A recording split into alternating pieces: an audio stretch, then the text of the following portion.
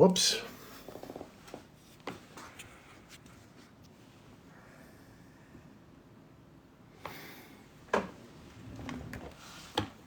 That's enough for right now, I think. That was 50 minutes of it. Darn it. That's too bad.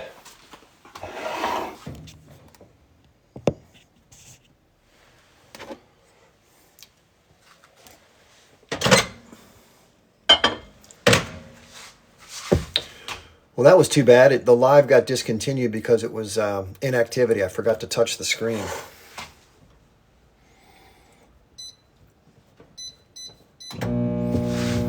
What's up, everybody? If you all were just here, the live got discontinued for me not touching the screen. I forgot you have to touch the screen periodically. I don't know exactly at what point in the show. I just stopped it at 50 minutes. But anyway, people got the idea, I think. And for those who are coming in who weren't here, we were showing the documentary Life in Occupied Palestine. Somebody says, "What the hell, Chip?" The document. I was sitting here watching it with you, but I forgot the live has to be touched. If I don't touch the screen periodically, the live comes down. So, does anybody remember like what they were talking about right before it went down? Because I didn't notice it until I was actually watching the screen. I wasn't paying attention to the phone.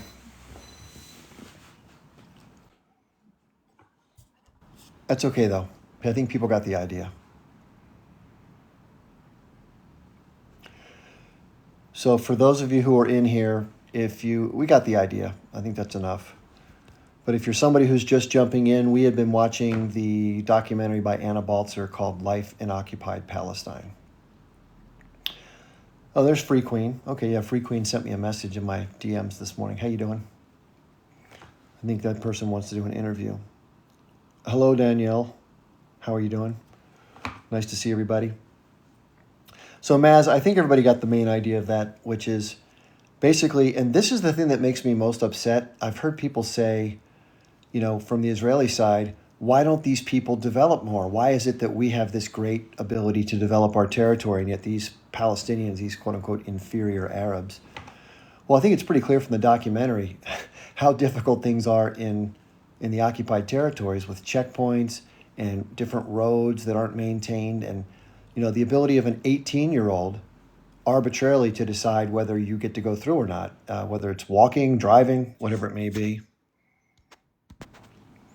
That's pretty tough. Oh, it died that long time ago? Oh, damn. I'm sorry about that. I didn't even notice. I should have been more careful to watch the screen. I wonder if it requires every 30 minutes you have to touch the screen. Okay, somebody said about 45 minutes in. Okay, thank you, Melody. You saw most of it, which is the most important parts. She probably hasn't talked about the resistance. Let me see if I can get to that part really quickly. Maybe we can just listen to it. With the wall. Okay, it just shut down. Like I said, All right, I'll tell you what we're going to do. We're going to watch the last, it's about 10 minutes of this, maybe 9 minutes, okay? Give it another second for people to get caught back up. Okay, so for those of you who are in here and you're not sure what the heck we're doing, we were watching a documentary called Life in Occupied Palestine. It's about a young Jewish woman named Anna Baltzer. I've talked about it so many times. We decided we were going to watch it today. So we had about 75 to 100 people that were watching it. The final 10 minutes or so, we're going to show it. I'm going to give it a couple more seconds for people to come in. So if you're wondering what the heck this is, that's what we're doing. The live that I was doing came down because I didn't touch the screen. They have this little thing where you have to, it comes down because of what's called inactivity. So the one thing that I think, I don't know if this also bothers you, people's homes being demolished, that's a really bad thing. And the really hard thing about that is that Israel says if you don't have a permit to build a home, they can force you to demolish it or they can come in and demolish it. Here's the thing. If they demolish it, they send you a bill for demolishing the home. And most people don't have the money to pay the bill, so they're forced to do it themselves. So the Israelis will bring out the heavy equipment. We've all seen that big like bulldozer with the poker. And they show them how to operate it, and then they force them to knock their own house down. And when we talk about undignified, like dignity and being completely humiliated, that's what we're talking about. It's not just being shaken down at a checkpoint or kids being beaten up or old ladies getting pushed down, which is what a lot of these 18-year-olds do. And this is why Scott Ritter is critical of a lot of the IDF. And they say, listen, it's pretty easy to push at the end of a M16 to point it at an old man and beat him up or push him down or not. But it's a lot harder to face someone like the H group in Gaza. No, I didn't get booted, Laylam. What happens is, this goes for anybody's live. If your phone screen stays idle for more than, I don't know, maybe it's 30 minutes, maybe it's 40 minutes, I don't know exactly how long. What happens is a little, those little sliders with puzzles that come up sometimes, you have to slide the puzzle piece to connect. That comes up on the screen. And I didn't notice that it come up. And so when you don't touch that for 1 minute, it then closes the live out for inactivity. So I apologize that it ended. That was my fault. But yeah, the biggest thing to take away from this, regardless of the details, is that people live a very difficult and indignified life. They have no rights. They can't vote. There are armed settlers, which we're going to talk about some more. This is taking place literally right now as we're speaking. There are bands of very, very aggressive armed settlers that come into the Palestinian villages, and they just completely cause mayhem, whether it's just terrorizing somebody or it's trying to take their property or both. And the Palestinians very rarely, if ever, have anything to fight back with other than their bare hands or stones or whatever. We all hear, why do you think kids throw stones? It's all they have. And James made the comment, two-stage solution now. Yeah, James, that would be ideal.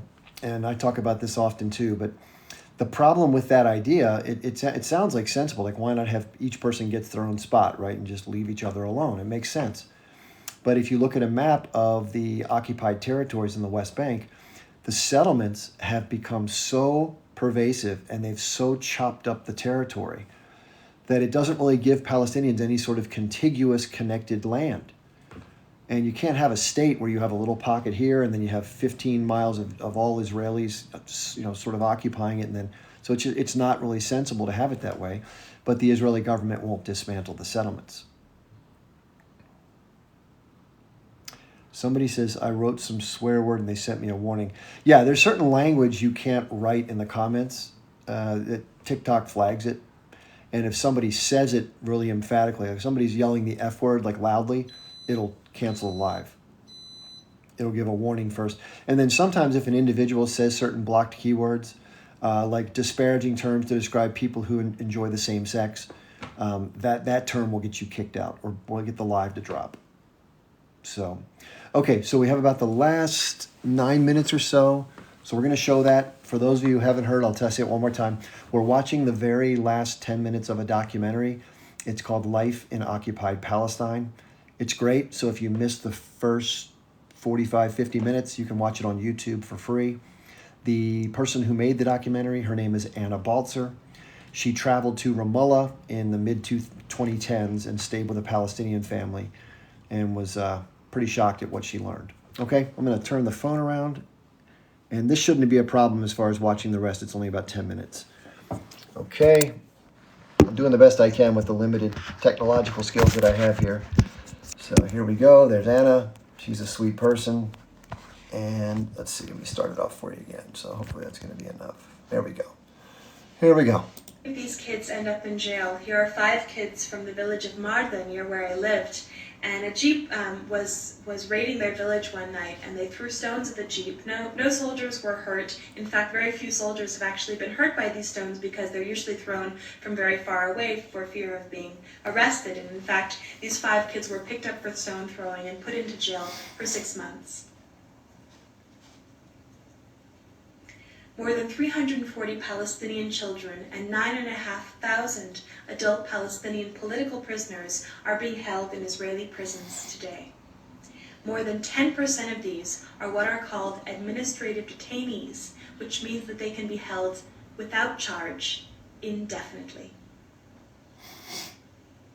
And I was once walking in Ramallah where I found a silent procession of people holding photographs of their loved ones being held in Israeli prisons. They asked me to show them to the people of America, so that's what I'm doing.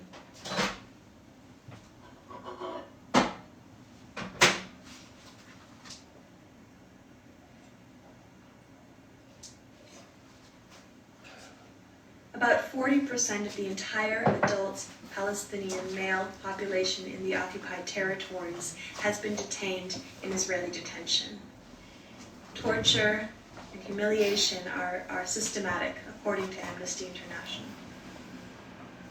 And I guess what I find so incredible is that in spite of the systematic imprisonment of Palestinians involved in violent and non-violent resistance, in spite of the checkpoints and the roadblocks and the settlements and the outposts and the wall and the land confiscation, in spite of all of these things, that Palestinians continue to resist, continue to stand up for their rights. And the finale of my presentation is a slideshow of photographs that I and my colleagues took at demonstrations that I think sort of illustrates what I see as the incredible resilience and strength that remains with the Palestinian people. It is really this resilience and strength that gives me hope for the future, and that's why I'd like to share it with you now.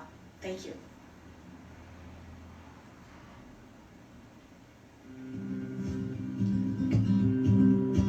1948, I fled my village.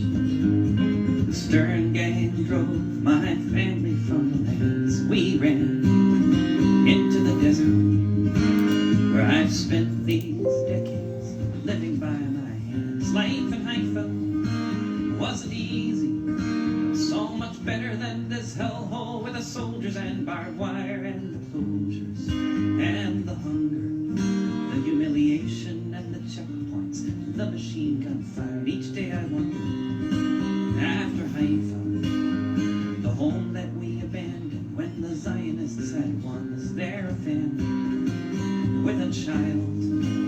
Does its father love it as I love my only son? Before the soldiers shot him down, riddled him with bullets in his back and in his head, holding him in my house.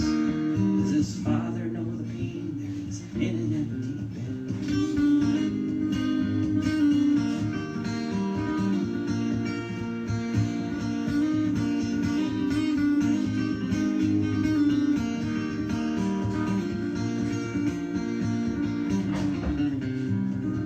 1960, I fled my country, left the Tigris River for this foreign place. I had to leave. I didn't want to, but they were rounding up the leftists and the papers had my face. And my son, a student leader, on the streets of Baghdad was nowhere to be found. So I walked through the mountains, just the shirt upon my back, knowing not where I was bound. Now here I am, this town of Haifa, in this little house, but at least I'm still alive. And each day I wonder, how is Baghdad? Would I recognize my friends if any did indeed survive? It took a long time, but I made a life here, and I wish my son could be here in this town upon the shore. I was with my life. It was the Sabbath when an old African knocked upon our door.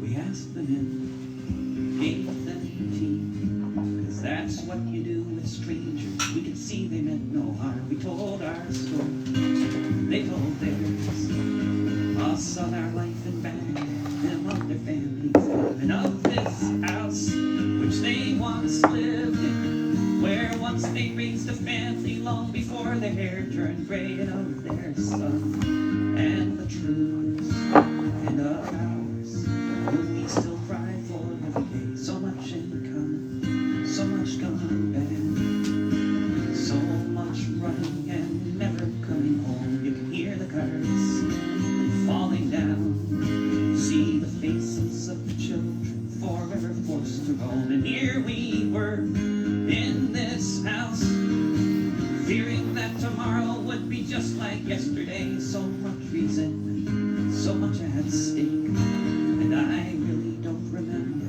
who was the first to say, in one world, in one village, in one home, let us live together. In one world, in one village, in one home,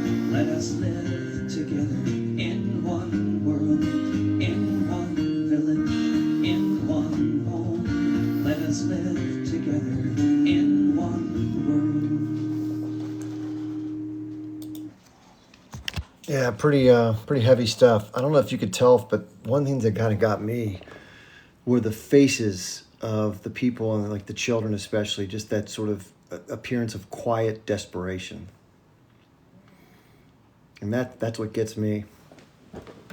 Trying to imagine what it must be like to live that way and to feel like there's just no hope for a different situation. So when people wonder why people might be violent, I think that's the number one reason that comes to my mind is if you live like that way long enough and there's just no way out and you just see it over and over and over again. I'm going to set up my charger for a second before I go outside, just a second.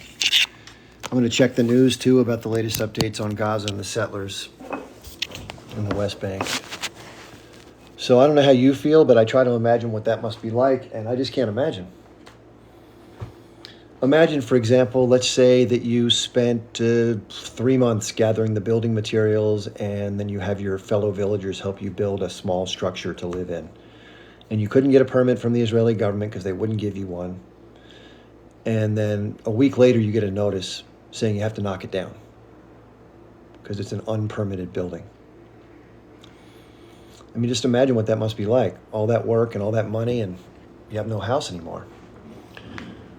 So anyway, and that's just a small sliver, by the way. Things have gotten way worse. Now, the one thing I hope you will take away from this, which was earlier before the live unfortunately stopped because of the inactivity, is that what Anna Baltzer said, that a large percentage or a good-sized portion of the Israeli population opposes the settlements and opposes the occupation. I think that's so important for us to remember, is that Israeli society is not a monolith. And most of the folks we encounter here on TikTok and most of the folks that we hear about that are really pushing these policies of expansion and settlements and Eretz Israel, the greater Israel, that's not the average Israeli. Now, what has changed, just to be clear, and what we're seeing more of now, is because of the attacks that happened on 10/7. Most people are angry, and of course rightly so, that the attacks happened. And so the anger and the outrage from the attacks has galvanized public support, just like it did in the United States after 9/11. People that normally were at odds, put aside some of that stuff and they kind of come together for the cause. So unfortunately, we're seeing a little less of that, sort of acknowledgement of some of those injustices as they back the war effort. But they still don't like Netanyahu. Most people don't like Netanyahu, even though they support whatever Israel needs to do to protect the security of their people. So, it'll be interesting if there is a new government, how the policies change, if at all. But the first thing that has to happen is a ceasefire. Hopefully the hostages will get released. And again, getting back to how we view the hostage situation, when I often host an Israeli guest, there's a guy named Avi Sweets, who was on yesterday. He's a hotel proprietor in Israel. And he was asking me, he says, how can you compare the hostages who were taken by the H group on 10/7 that are being held without access to things like the Red Cross? They don't have visitors from family. They don't have lawyers. And I'm not even sure how many people on the Palestinian side get access to that. But Anna mentioned that there's anywhere between 7,000 to 10,000 Palestinian prisoners in Israeli jails at any one given time. And about 10% of them are what's called administrative detainees. It's probably more right now. And the people that are in jail that aren't being held administratively many times are kids throwing rocks, like people 14, 15, 16, 17. And Israel's the only government on earth that takes people who are young like that and puts them in front of a military court and then gives them really harsh sentences. So, if somebody throws a rock, it doesn't hit anybody. It's more symbolic that they punish people for having had the thought of resisting. They're trying to discourage others from doing it. So they hold them, let's say, to a 3-year prison sentence for throwing a rock that didn't even hit anybody. I mean, how crazy is that? And then oftentimes, like I've said, other young people who are in the same region as the people throwing the rocks will get swept up when they come in and just kind of grab some folks, and they get held indefinitely, which is terribly unfair. So as far as I'm concerned, they're as much a political prisoner or hostage as anyone. Now, Lawrence will say, don't throw rocks, which is easy to say. And Lawrence, I would say the same thing. Don't resist your fate in a Warsaw ghetto. Now, what comes to mind, someone like Lawrence, when someone like me says that? Well, who the hell are you to tell my people what to do when they're under a horrible situation they can't get out of? That's what I would say. So I would say back to Lawrence, who are you to tell frustrated and completely, no hope in their minds Palestinians who are trying to do anything they can to try to, just get out from under their plight, to not throw a damn rock. Right, Lawrence? I mean, let's be fair. Right? You may say, well, it's a lot different. The people in the Warsaw ghettos were being mistreated by a systemic process to try to eradicate every Jewish person in the region. I'll grant you that. But when you're living under a situation that has no light at the end of the tunnel, is unbearably oppressive, and makes your life miserable on purpose so you'll want to leave, I don't know. I think the feelings that one experiences being in the midst of those circumstances is not dissimilar. And so it makes sense that somebody would try something. I'm not for anybody using violence if it can be avoided. And then Lawrence, you might say, well, this is the old story that we hear. Well, Israel has offered the Arabs 5 great opportunities to have peace. All they do is turn it down, right? They're just inherently inflexible. They want it all, and they're just violent, and they want to hurt Jewish people. That's what we hear. And the question is that true? And this is one of the most important things for people, I think, to get their head around. It's often portrayed as an Arab-Jewish conflict, that it is Arab people who hate Jewish people, and therefore, because of those dynamics, all they want to do is come and unalive all the Jewish people, and therefore the Jewish people have to protect the ethno-state against that. And I think the more that people peel back the layers of that argument, you learn that it has nothing to do with reality. The reason why people are angry and want to resist is because of not only the plight that we just watched some of today, but because of the longer and broader context of what has happened to people who it was no fault of their own. Many bad things have happened and continue to happen to them. I think it's just not human nature. In a circumstance where people are kind of making your life miserable and controlling you, and because they have the asymmetric power advantage, for you to feel angry, frustrated, and want to get free from out from under that. That's just normal, right? And so why would that be something to be condemned? You can argue about tactics. You can say that, well, I think it's inhumane to use attack and hurt civilians. I would agree with that. And ideally, that wouldn't be part of it. And if there weren't a Nakba, and if there weren't occupation, and there wasn't brutality and excessive violence being used and other tactics to make a certain people miserable, I don't believe there would be stones being thrown, buses or cafes happening. What happened on 10/7? I don't think we'd see any of this. So it could be chicken and the egg. You're like, well, these people are violent, they resist us, and therefore we have to crack down. I get those arguments. But the thing is, that cycle that you can point to and blame the other side, either side, it won't end until there's something dignified for both parties. Right? For both parties. Somebody named Babby King says, did it help? I'm wondering why you say that if you're talking about 10/7. Let's look at that for a second. So obviously I've seen probably more than most of you have, because I've been somebody who's been pointed to websites and been sent links to Telegram channels. And of course, I've been watching it just for my own efforts. So I've seen, unfortunately, a lot of the disgusting things that happen. And the idea that people say, well, the H group didn't do any of this, I can tell you firsthand, that is not true. I've seen it with my own 2 eyes. So I'm going to be honest and tell people the truth. A lot of Israeli civilians were unfortunately unalived at the end of H group militants. It just is what it is.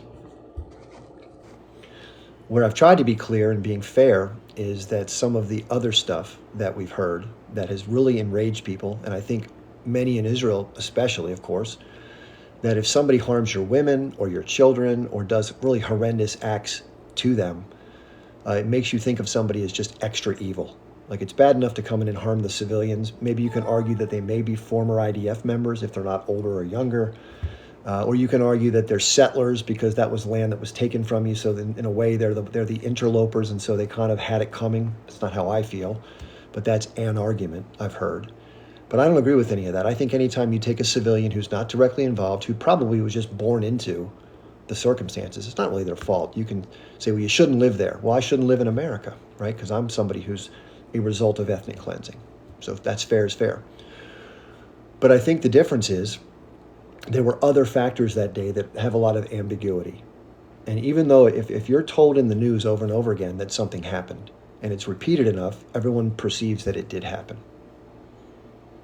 You know, we were told repeatedly in the United States in 2002 and 2003 that the Iraqi leader, Saddam Hussein, had weapons of mass destruction. It was indisputable. There was a whole dog and pony show that went up at the UN to justify and prove that this happened. But none of the evidence provided was real. It was all fake.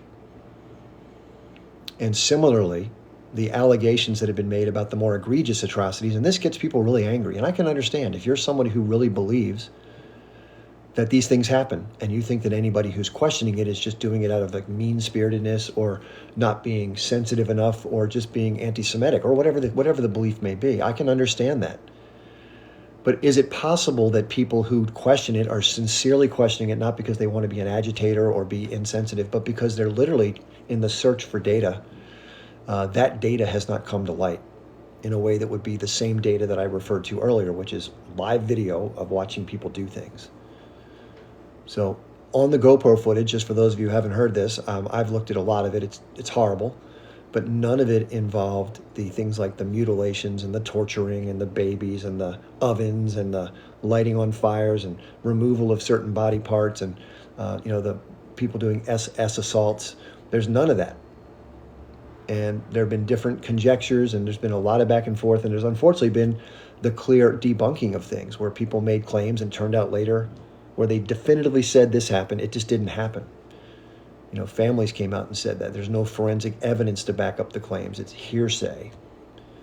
So I know that makes people mad, but again, not everybody's coming at this from the point of trying to take a side. They're trying to take the side of truth. Okay. Now we talked about what are the, someone can argue that what happened on 10/7 was counterproductive, that the people who are getting unalived in Gaza have nobody to blame but the H group. Like it's all their fault, 100%, because Israel had to respond to protect themselves. And whoever got hurt in the crossfire or the boom booms or whatever was just either they were forcing them to be there and therefore they died, or that they are just unfortunate victims of the fog of war, and like the casualty numbers and the ratios are not atypical. And the reason why I push back on that is because it all comes down to intent or following the rules of engagement that are required of all modern nation states who have, formal militaries. And it matters whether you legitimately do something to go after a militant and try to minimize casualties, or whether you breach guidelines that are very clear. So I'll give you one example. There was a bombing of a refugee camp by Israel. Their security intelligence deemed that there was one militant in a large refugee camp in the north of Gaza. This is going back maybe 4 weeks into the conflict, probably 5 months ago. So Israel decided to target that individual with I think at this point it was a 1,000-pound bunker-busting bomb, which has tremendous blast impact, and they knew going in that there's no way they could avoid unaliving hundreds of people because of how densely packed and populated this area was. They knew it. The Israelis are not stupid. They know that territory. They map that territory. They have a personnel registry. They have every building numbered in a system that they keep in their military command. They know exactly what they're doing. And yet they made the decision anyway to go about doing that. Now you might say, well, that's one militant holding 466 people captive, and therefore it's their fault. How can one person force 460 people to stay put while they get taken down and martyred because they want to make Israel look bad? I mean, just think about that. Think that through for a second. Does that make any sense at all? And we talked about like bank robberies or, whatever. You maybe have somebody holding a bank teller hostage and there's like 55 or 60 people in the bank. You don't bomb the bank. Yeah, you want to get the person holding them hostage, but you don't want to bomb the whole bank and unalive everybody to get the one bank robber, right? It's just not justifiable. So that mentality is what was applied, where somebody would say, for example, our goal is not precision, Our goal is damage. And so I know the story being told to Israel supporters is that there's a moral army, there's a legal process to choose targets, that they're very careful, it's regrettable, blah, blah, blah, blah, blah, blah, blah, blah, blah. But the ICJ is looking into this right now. They're going to do a long-term investigation, and they're going to find out what the intent was. And they're going to find out, based on the rules of warfare, whether Israel did indeed callously disregard some of the rules of engagement. And they're going to make a determination based on those factors as best they can. It's not easy to ascertain all this, obviously. But they'll get people to do interviews. People will come forward and speak behind closed doors, because a lot of people don't agree. We've had people from the United States do the same thing. Drone operators that have come back and said, hey, I don't believe in what I did. So they share, even though they're not supposed to, what they did with maybe a reporter or something like that, anonymously. That'll happen here too.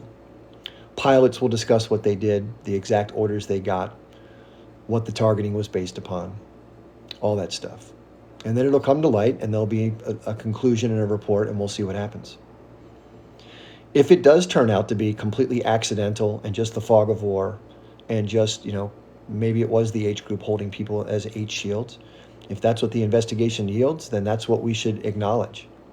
And if the investigation yields otherwise, we should acknowledge that, right? I think that's fair. But I can tell you from a bystander, having been in war and having watched a lot of conflicts in a lot of, many decades of my life, this one has been especially brutal to watch because of how many civilians have been unalived, especially women and children. And when you listen to these stories being told by people who have a history, unfortunately, of distorting the truth, hiding the truth, or outright lying about the truth, and to use as ways to either paint things a certain way to make them look better or to hide things that would make them look bad, there's a pattern that develops when somebody says, well, trust me, I'm telling you the truth, we've been very careful. You're like, really? And then you have the reasonable person standard, and you have the social media apps showing all this stuff. And of course, the reasonable person looks at these horrific images and videos. What are they supposed to think? I think you have to think about the optics of these things as well. Maybe it is legitimate. If it is legitimate, let's just say it's perfectly legitimate that every effort was made. But you have this public opinion thing that it doesn't look good. And maybe you say, well, I could care less what it looks like. I'm doing the right thing for my country. Maybe you are. But again, if you're making your country look horrible to everybody else, and they're calling their government saying you have to do something about this crazy nation who doesn't seem to care about children and women, then pressure is going to be brought to bear on your country. And then you're going to get hit with economic sanctions, and they're going to try to squeeze you into compliance with normal standards of existence. And I don't think anybody wants that either. Listen, the whole point behind the establishment of Israel was to be a safe homeland for Jewish people, safe from persecution, safe from harm, right? That was the whole reason behind having it. And now that is under threat because of the behavior or the perceived behavior of the Israeli government and military. So in this case, perception is reality.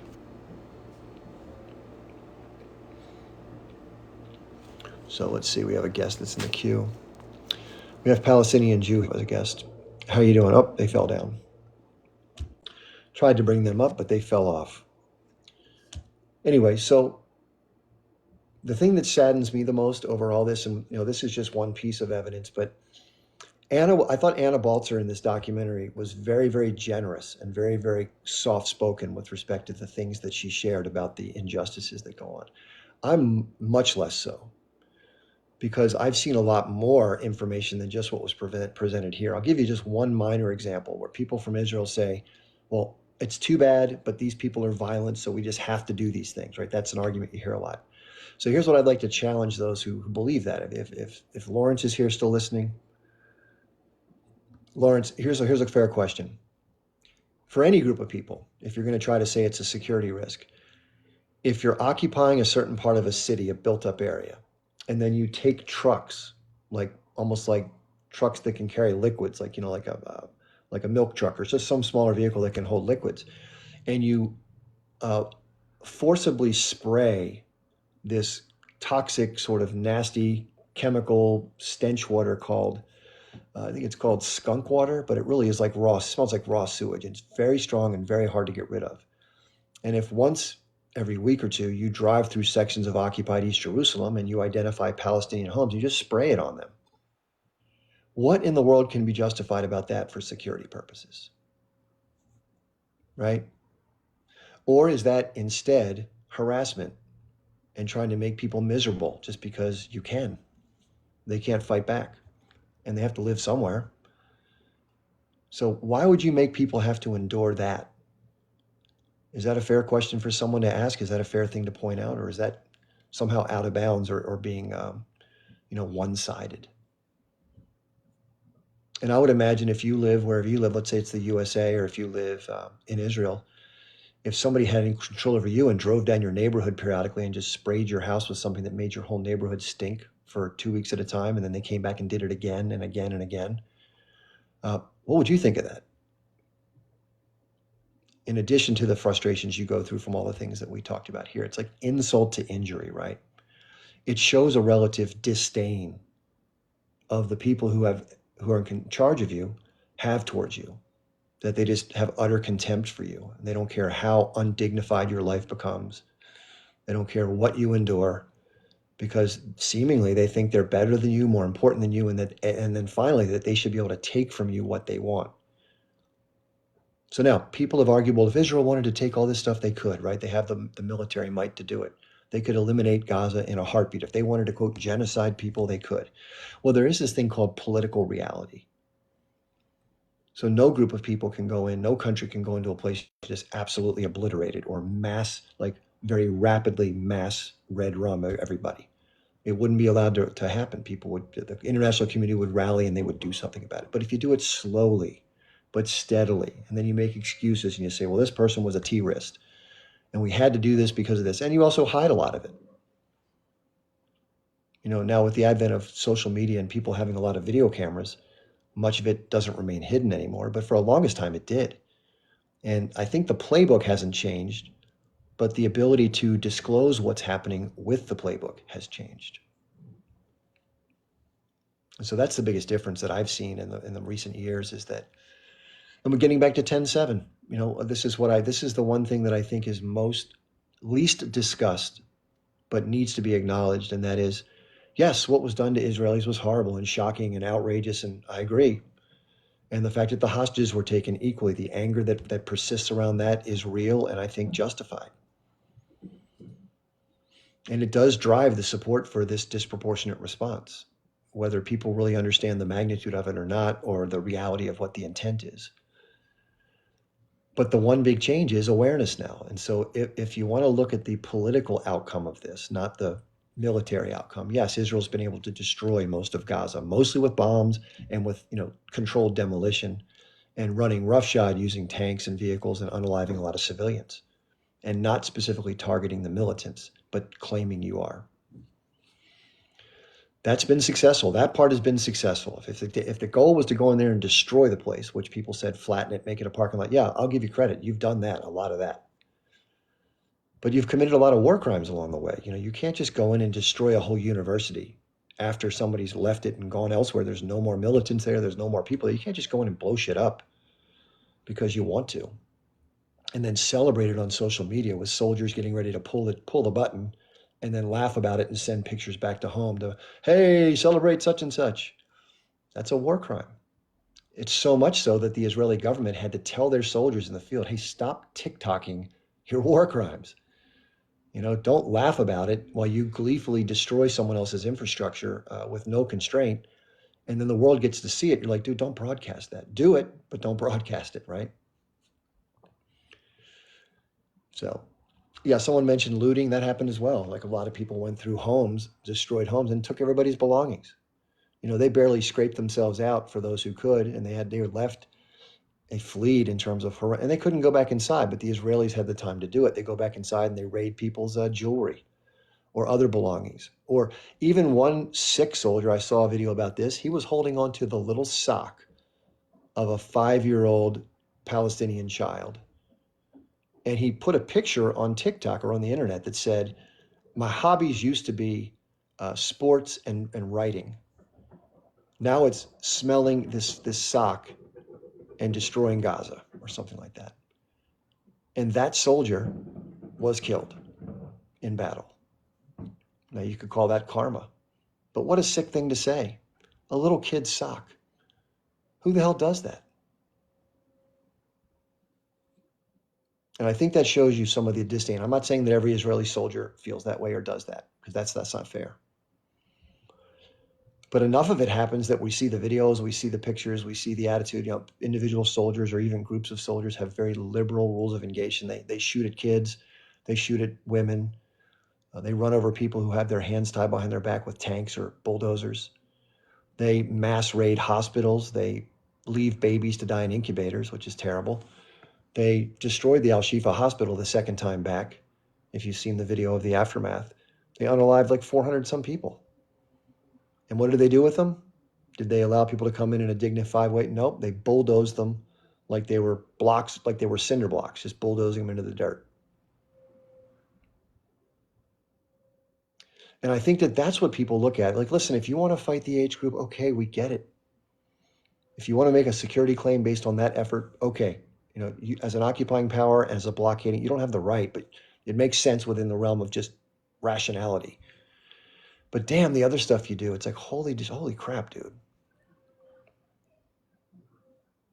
Yeah. And that's, by the way, someone just made a very good point. What about the things we do see? For every one thing we see, there's probably 2 or 3 dozen others we don't, because not everything gets filmed. Now, if you're going to make the claim about not everything being filmed that's an Israeli atrocity, it's fair to say, well, Chip, you just said a second ago you couldn't verify the extreme atrocities happen. Fair enough. It's possible that some of the things that weren't filmed did happen, right? That's fair to say. Keeping it 100. But we can see the aftermath very clearly of what happened. Even if it wasn't caught on film, you can see people's bodies, right? It's kind of hard to fake that. But we don't have any clear, tangible evidence on the back end of the other stuff that we can look to and say, yeah, that's a definite thing. So in that regard, there's a little difference, but no one wants to say things for sure, because that's not fair either. Yeah, listen, we've addressed that ad nauseum. Somebody says that there's a lot of conversation elsewhere about me. It sucks when you become the center of attention. You know, at one point, this is the thing, I don't want to deviate too much from the topic at hand, but whenever somebody does something that people find objectionable, you know, they make a lot of assumptions, and they never address it directly with the person who did it and say, why did you do that? Like, what motivated that, right? I think that's a fair question to ask somebody. If they do something you find offensive, say, hey, what were you thinking when you did that? What was on your mind? Why did you do that? Rather than just putting it in a box that you think is the reason and assigning motive, right? So I wish that process would take its course with, and not just with me, with any situation that comes up where people feel offended or angry. You know, give somebody at least the opportunity to address it. Now, on top of that, if somebody does something who has offended you and it doesn't take that process, which is sometimes it doesn't happen, and you demand that they apologize for what they did, and then the person does, not just once, but let's say 20 different times, all publicly, including giving people a chance to address them specifically one-on-one and do it personally. And then that's not enough. And you're still trying to burn the person at the stake. That at that point, that's on the other folks to figure out their path. And that's all I want to say about that at this point. So as we learn in recovery, you know, what somebody else thinks about you or says about you is just none of your business. Let people do their thing, because you're not going to change it. They're going to think what they're going to think or do what they're going to do. That's the cool thing about life. There's so many things in life we can't control. And it's also unfortunate, and people like drama, let's face it. People love to attract to a scene. It's like an accident. You all know the old thing, when an accident happens on the roadway, the ideal thing to do would be to drive on by, right? And so the flow of traffic would continue. But what happens when there's an accident? What happens to traffic? It slows down to a screeching halt, right? It moves very slowly, if not at all. And why is that? Because people can't help but look, right? They just have to know what's going on. It's normal. Yeah, the rubbernecking, exactly. That's a good way to put it. And so people slow down, they get their glance, they get their fill of the circumstances, and then they are kind of forced to move on, right? Sometimes they don't even want to move on, they want to stay and watch, but they can't because they have to move in the flow of traffic. So it is what it is. And that's a very normal thing. And people have to figure out the way. Now, to some people's credit, they've decided to, you know, stop being high schoolers and start being adults and move on that direction, like get on down the highway. So I give a tip of the cap to those who. It doesn't mean they're going to forget the accident. It's still going to stay in their mind. They're still going to remember if they saw anything upsetting. But it means they're not sitting there and staring at it. They're getting on with their lives, which is a good thing, I think. But other people just have to go park their car, get out, stare at the accident, talk about it with their friends, and that's that. That's that. So what I'm going to do, if it's okay, is I'm going to gather a few things up to get the dog outside, because it's a beautiful day here, and the dog is probably dying to get out. Aren't you, Ruby? She's sleeping right now, but the moment I say the word P-A-R-K, she's going to go crazy. But we're just going to walk locally because I can't get behind the wheel with this going on. But if you're somebody that wants to come up as a guest and you want to talk about this, or anything for that matter, you're welcome to come up and talk. As always, I enjoy having guests. If you're somebody who is, I'm going to keep the live going for now, Dahlia. It's just going to be outdoors, and it's going to be a little harder for me to see the screen because it's very bright and sunny here, which is a good thing. In fact, let me check the temperature. I may have to take off a layer. Just a second. It's right between layers. Better to have one than not have it, right? Overcast in LA. That's rare, by the way. LA is normally very sunny year round. But if you want, I can close it down for right now and then pick it back up later if that's okay. What happened to live earlier? Yeah, sorry, Tukey. There's a thing on TikTok where if you don't touch the screen for a period of time, then it'll close the live down for inactivity. And I guess the hosts have to just do certain things on the screen, and I didn't catch that in time, and then it took it down. So that's that. So anyway, I do want to switch gears a little bit because, we've talked a lot about this issue, and it deserves a lot of talk, but there are other issues. There are other really important issues. In fact, what I'm going to do is take a second and look at a few things before I do pack up to get outside. So we've all heard about the Congo, right? The Democratic Republic of the Congo. There is a really, really good video on YouTube that I watched. And by the way, it's way more involved than I thought. I mean, I thought I knew about that. I really learned a lot from this documentary, this video. I'm not going to put it up right now, but I'm going to tell you what the name is in case you want to do it yourself. What is that? So the guy who runs this site, he's excellent, by the way. But the way you can find it is type in the following search in YouTube. Type in, how big is the universe? Because he did a really incredible video about this. But this is how you find the guy. The name of his channel is called Real Life Lore, no spaces. Real Life Lore, Lore. And if you go to his channel, and then you find one on the Congo. I'm going to try to type in Real Life Lore Congo. Real Life Lore Congo. See if that pulls it up.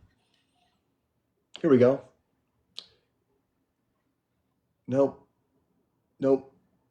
Here we go. Nope. There's another one called TLDR News, like Tom, Larry, David, Romeo. And it says the Congo War Explained and Why It's Escalating. That's probably a good one too. So if you go in and type in the Congo War Explained, and the one thing to know about this, which is people, again, give you a hard time for saying this, but guess which business people are involved in exploiting the people of the Congo? Just take one wild guess. Where are they from and what do they believe? Anybody want to venture a guess? Neolani says U.S. Nope. Anybody else want to guess? Well, somebody said Israel. Somebody says Jewish. Zionist. I like to use the word Zionist because there are a lot of Jewish people around the world. The people that are exploiting the Congo are hardcore Israeli Zionists. Is that a shocker? And so again, I like to refer to this whole class of people in a certain way, and it's not just Zionists. There are a lot of business people in the world that aren't Zionists or that aren't Israeli or Jewish, but I call them the sociopathic serial accumulator class. And this is where the word sociopathic comes in, because again, they care less or appear to care less as to who gets hurt, what happens to the environment, as long as they make money. And a lot of times, this same group of people, if they're involved in finance, they'll finance not only one side of a war, they'll finance both sides of the war. And so in World War I and World War II, this same group of Zionist banksters funded both sides and made money off both sides. And yes, funded Germany, if you can believe that. And again, it has nothing to do with morality and everything to do with just return on capital. And in a way, that is the sickness at the core of capitalism, that the incentives can allow a human being to put aside morality and decency and compassion and any sense of altruism and make money off of mayhem, destruction, and death. That is horrible. I'm going to check the news for a second too, because I haven't done so. So I'm going to go to Al Jazeera. If anybody else wants to do one on their end too, if you have a computer in front of you. I'm just going to do a quick thing about breaking news and see if there's anything going on. So here's what it says. Israeli army strike unalives 19, wounds 200 over the last 24 hours in Nusrat. Netanyahu had several objectives. This is an article. Netanyahu had several objectives with the Iranian consulate attack. Haven't read it, but would like to. Well, I tell you what, man, the way that the Israelis target refugee camps, it's absolutely disgusting, man. Iran's forces seize Israeli-linked ship near the Strait of Hormuz. Let me pull up a map and show you what that looks like.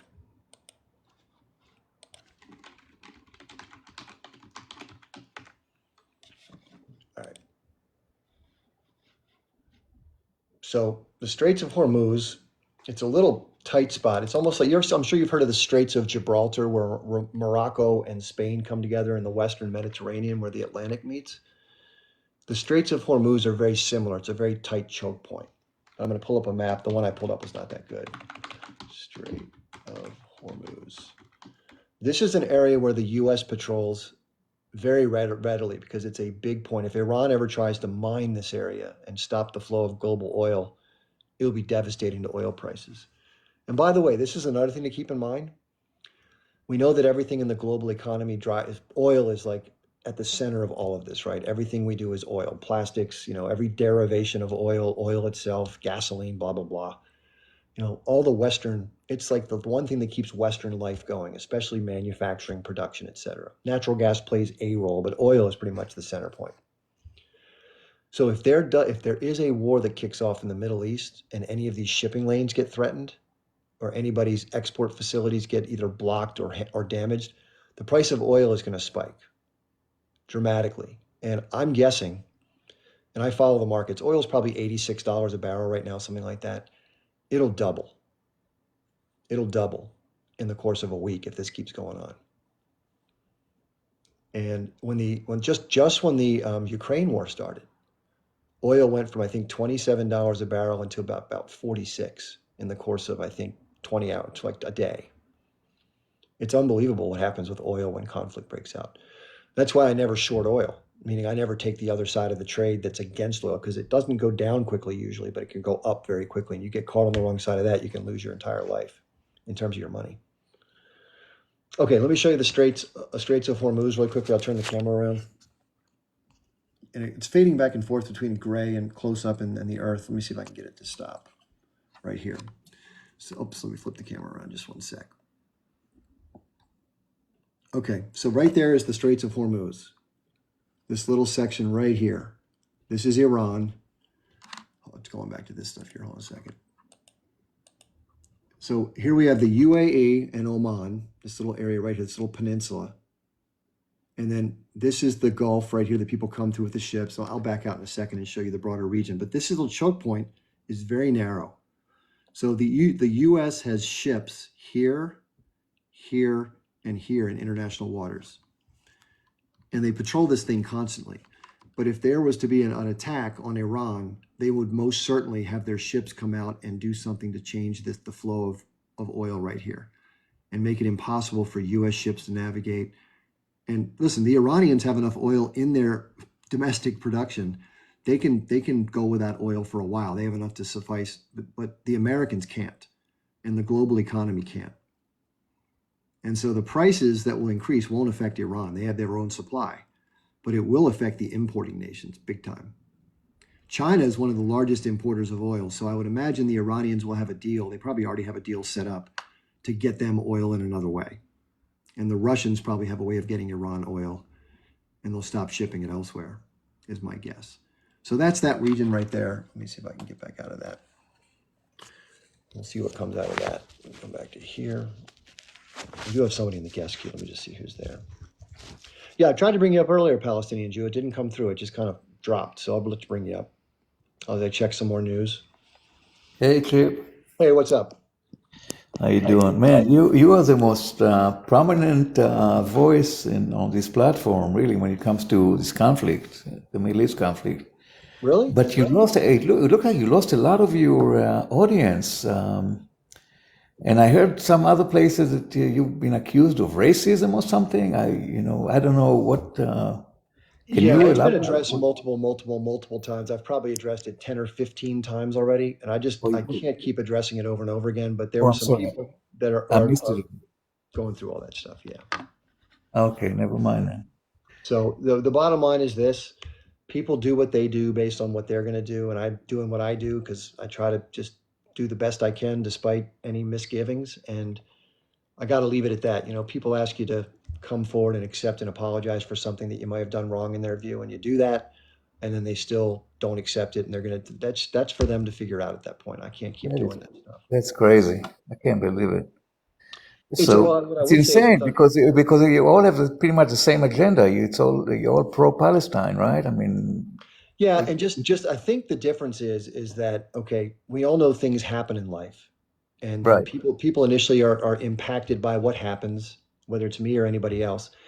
And then people take it where they take it and resolve it the way they do. And I think what happened was, because I watched a lot of the hubbub, the drama, Uh-huh. and the best thing I can tell is that, and every movement has factions. We know that because every political group is not homogenous. Right. And so I think what was happening is there was a lot of tension long before I ever came into this whole picture over time. Uh-huh. And remember that there are different groups that do different advocacy on TikTok, and a lot of them had been sort of insulated from one another, but some of them had been relatively connected in ways where there was tension between different people and different groups. Right. And so as a situation as disruptive as this occurred, it put a spotlight on some of that. And then people who normally were just trying to stay quiet about it or were doing stuff in the background, it kind of came to the fore. And a Uh-huh. lot of the sort of sensitive ends, the nerve endings, started to Right. really get touched by other people either saying or doing things a certain way. My understanding is that the folks that were primarily quote Palestinian, I'll just leave it at that, and Right. those that are marginalized community from a different background, maybe also Muslim, but maybe people who are of color, they had a Mhm. disagreement with how something disruptive like this should be dealt with. One group said to the marginalized community, I'm very much paraphrasing, hey, there's bigger fish to fry, get over it. The other group said, how can you say that to us? We're supporting you, and yet we want to deal with this our way. Why? Who are you to tell us otherwise? That's the best way I can put it. And then that played out over the last 5 days, that back and forth, and it got ugly as best Yeah. as it can. And I think now some of them are sort of coming to the other side of that. Others are still in that. And that's all I know. And that's really all I want to say about it because I can't control it. I can't influence it. I've done what I can do and I Right. continue to do the work I'm doing. And people can say this. Listen, you can look at somebody who transgresses against your core values, and you can say, "What right does that person who upset me have to advocate for something that I think shouldn't advocate for it unless they're pure across the board?" That's a view. Other Right. people's views have been that that's not the case. That even though somebody may have upset a group, it's more important to focus on the bigger issue right now, and that's another view. I don't think either one's right, but people are going to their corner, whichever side they feel about that, and that's where they're going to go, and that's kind of where I'm trying to put the one foot in front of the other because that's all one can do in life, and that's kind of where Right. I am with it. It's not that I'm being dismissive of Right. anybody's Right. feelings No, because no, I listen. certainly I don't Right. think anybody in life wants to hurt somebody intentionally. That's never, I hope people don't want to do that. That's a terrible way to be. But I Right. think if somebody holds you to the standard of owning up to something, apologizing for it, you do that, you look them in the eye, you shake their hand, you say, I'm very sorry. I really feel shitty about what I did. And then they keep coming at you and you can't do anything to ever make that person feel differently. That's going to have to be for them to resolve in their way, shape, and time. That's it. No, that is really insane. I can't believe it. This is crazy. So it's It's a really, shame. It's a shame because it looks like they really have an effect on your audience. no, But it's okay. Listen, it's a Saturday, by the way, in the middle of the day. So it's not, and the other thing is, people also, by the way, start to question people's motives. So let me give you an example. So right, some of the conversation that was going around was, hey, this person's just clout chasing. They're just taking it, they're riding this train because it's the current little shiny object. And what people probably don't know who are making these statements is that I've been involved with this for longer than most of these people who are saying those things have been alive. And so right, it's discouraging to see people speak from a position of lacking knowledge, but it's understandable if they don't know that backstory. And the other thing I've hoped that people will do is I've encouraged them to go back and look at the lives that have all been archived, and then right, they can look through and see for themselves based on the behavior whether somebody's genuine or disingenuous, whatever the case may be. And right. people make their decision.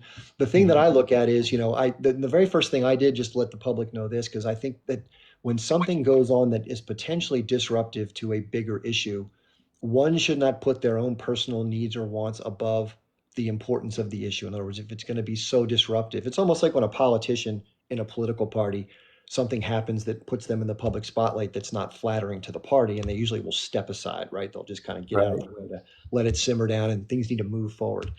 And right. so, in light of that, I did reach out to maybe five different well-known content Uh-huh. creators on here, and I Right, just presented things as they were. I said, "Hey, this is in the mix. What do you think? What should be done next? What should I do? What should be done?"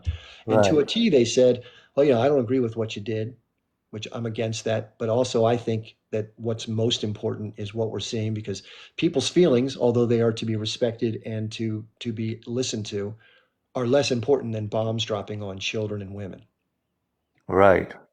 And so, therefore, Absolutely. the advocacy should come before people's sensibilities as much as it's important to acknowledge those sensibilities." Right, So right, that was right. the decision. I followed that advice. Different people came to be aware of things at different times. So what was done initially to address it got stirred back up for others who were much angrier about it.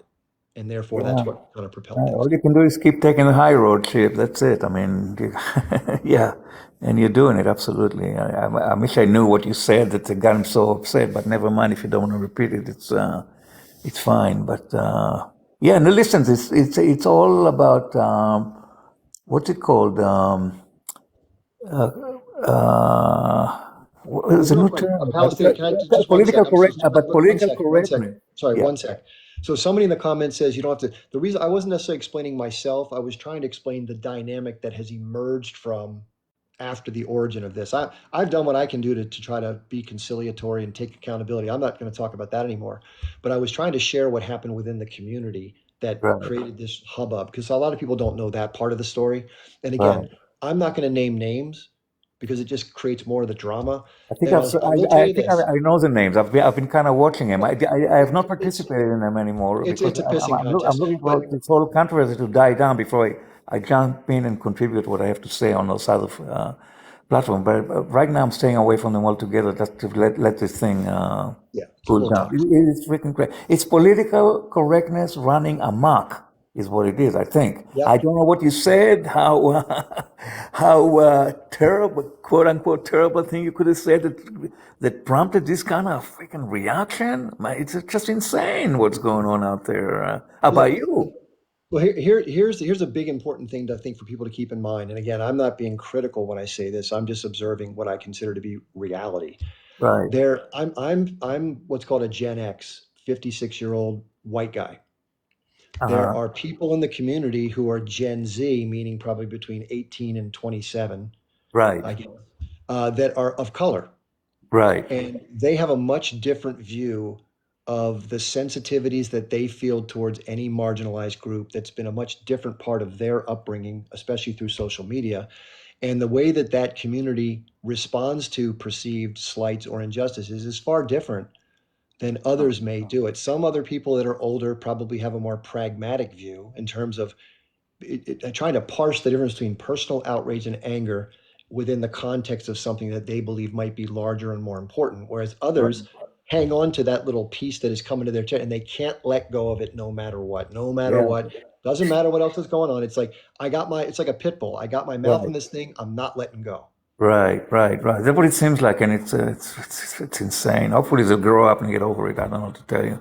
Well, and I think that was the anger that when somebody made the suggestion, you and I feel that way, not because we're dismissive of one's feelings or outrage, but Mhm. because we understand that there's only a certain point you can take that where it's productive, right? That's the point to be Right. made. Right. And instead of self-gratifying and grandstanding and looking at this as sort of the way I try to put it is people can use this in a way to one, stir up more drama, but two, they can become very self-righteous and they want to be heard. And again, in fairness, Hmm. I've never walked in those shoes, so I don't know how that feels. And the Right. other thing is, certain people probably have a lot of anger built up. I think Palestinians can relate to this because the anger and frustration and anguish of being mistreated by Zionists for so long just Right. explodes periodically. We know this from the history. And I Right. believe that that's the case with what erupted in these circumstances because I believe people rightfully so have those feelings. I think where I diverge from them is that take they take on a different approach in how they choose to process those feelings. And I can't blame them for how they do it, but I also don't have to embrace how they do it. You know, it's very similar to the reaction I get from the Israeli community, which I'm originally part of, uh, as to how they treat me when I call them on the bullshit, on the genocide and all that stuff that they're doing. It's the same, and they cannot let go either. I'm the enemy. I'll always be the enemy. I'm just. They should burn me on at the stake. And if they won't, Yep. they cannot stand for a second and listen to reason, listen to humanity. It's the same freaking thing. You latch onto this something and you just can't let go.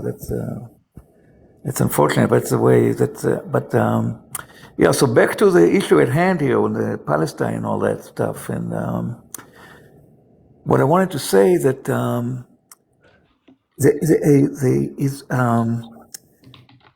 Israelis who identify as Zionists, it's 100% of them. Really, if you're not a Zionist, you have nothing to. You can't stand to be there anymore at this point. That's. So they've been So brainwashed to believe that that are fighting Islam, that Islam is evil, and if Islam takes over Europe, and even if 1% is of Muslims are radical, that's 40 million people that are radical, and those 40 million can control the world. So even if 1/10 of 1% be 4 million people, that yeah. is enough to destroy the world. That's where they're coming from, and that's what they're saying they're fighting. That's what they're saying they're fighting, while that's what they're saying they're fighting. And what do you say to people who are so freaking paranoid of Islam? Every Muslim I met seemed like the nicest guy in every Muslim I met. I mean, I aspire to be like them with their, you have their, Yeah. the courage and all of that stuff. So what do you say to people?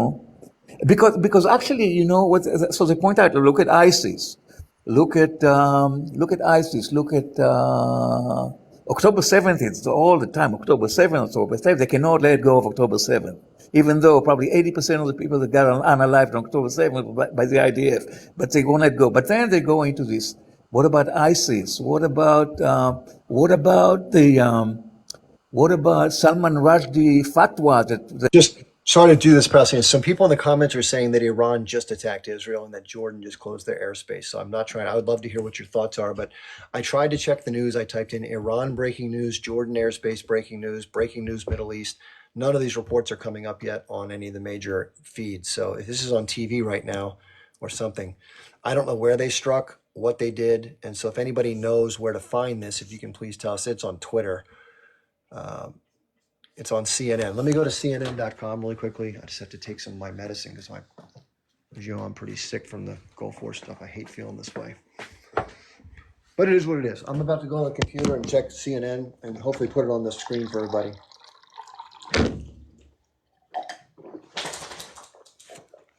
All right, let's check this out. And then I got to take the dog outside.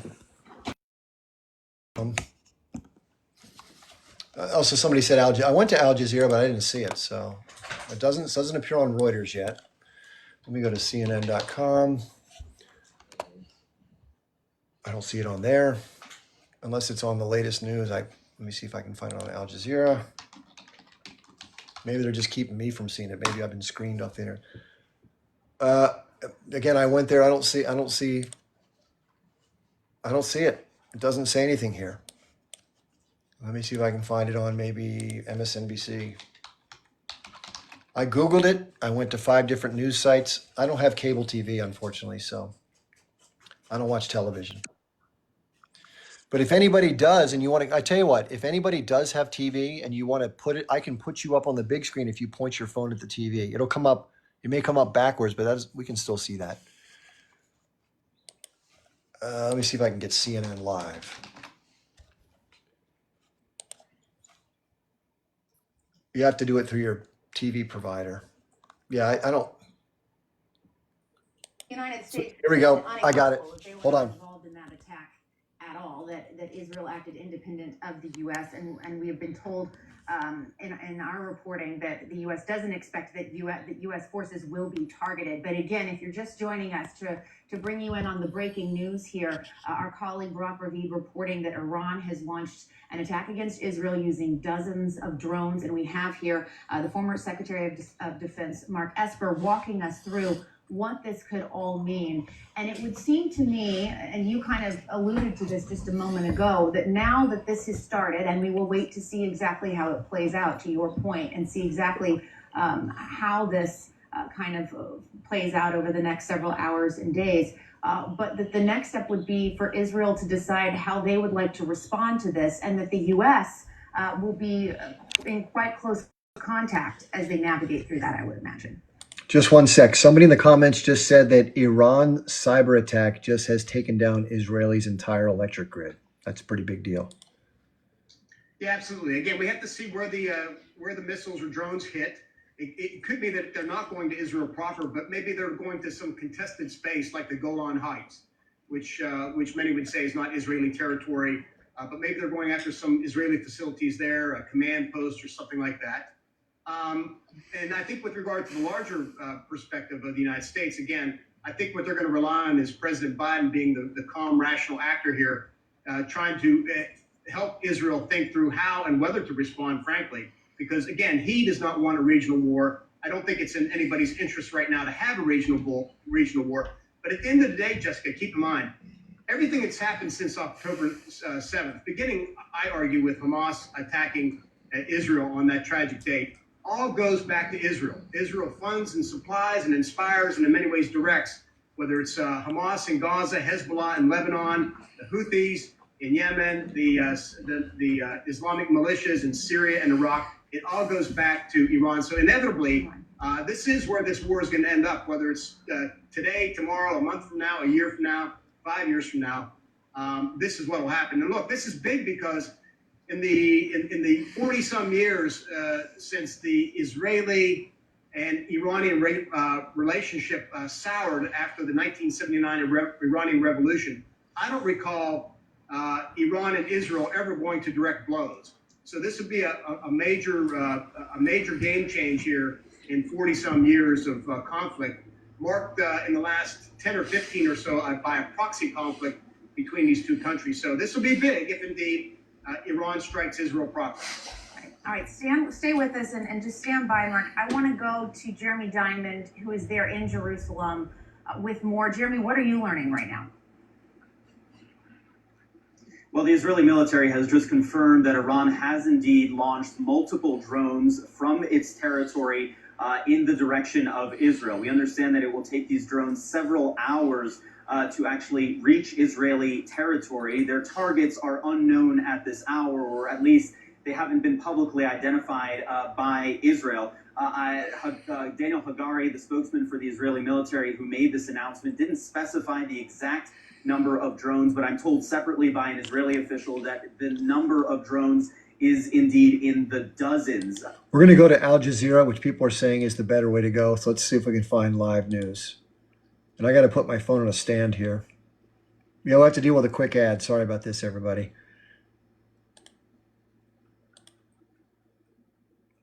And I'm going to get something to put my phone on so my hands don't start shaking. Somebody says on YouTube it's better. I'll do that. Just give me a second here. Let me go to YouTube. I'm going to put my phone down for 1 sec. Actually, this is okay. Reportedly, there will be the Secretary of State as well as the Secretary of Defense who will be meeting with President Biden. So it appears that there may have been some intelligence, perhaps, of this drone fleet that we were just hearing Rory tell us about that is now heading toward Israel, and that we're seeing the U.S. president head to the White House to help coordinate the U.S. response to this. This is something that perhaps was foreshadowed just a day ago when the president, speaking to reporters, said that he thought an attack from Iran on Israel would happen sooner rather than later. His one word of warning to Iran yesterday was just don't. That appears to have been ignored. As we also know that the U.S. Secretary of Defense has been meeting continuously with Israel's defense minister and has been continuing to coordinate what could be the potential U.S. response. The message from the Pentagon in describing that conversation was that the U.S. was reiterating its unwavering support for Israel's defense, which we may see soon unfold. Okay, Heidi, thank you so much for the time being. Heidi reporting for us from Washington, D.C. So here's the deal. These drones have been launched, but they're not sure where they're going to land. And so there's some sort of a fleet of drones that are headed towards Israel. Israel has closed their airspace for all, I guess, commercial airline traffic from midnight, which is midnight, I guess, till from 12 to 7:30, it says. So my guess is this happened before when Iran responded to the U.S., where they attacked some empty military bases. It's sort of symbolic. So we'll see if this is something more along this. So for those of you who think this is igniting World War III, hold up. It could just be these are some military low targets that have been cleared of soldiers that's going to cause some damage. It's like tit for tat, save face kind of stuff. We'll see. Okay. Yeah, we'll see what happens. So I'll keep you updated as I learn more if anything comes up, but we'll probably learn more in the next 2-3 hours as they move closer. I'm not sure what speed they're approaching the state of Israel. Okay, we'll see what happens. Okay, I'm going to bring back up a Palestinian Jew who was talking. I'm sorry, so sorry I had to interrupt you for the breaking news, but let you continue, please. Yes, yeah. No, if they launch it all the way from Iran, it's going to take hours for them to get there. Yeah, That exactly. they're not jet fighters, it's no big deal. And Yep. Jordan will probably shoot him down on the way over or something, so I'm not too worried about that.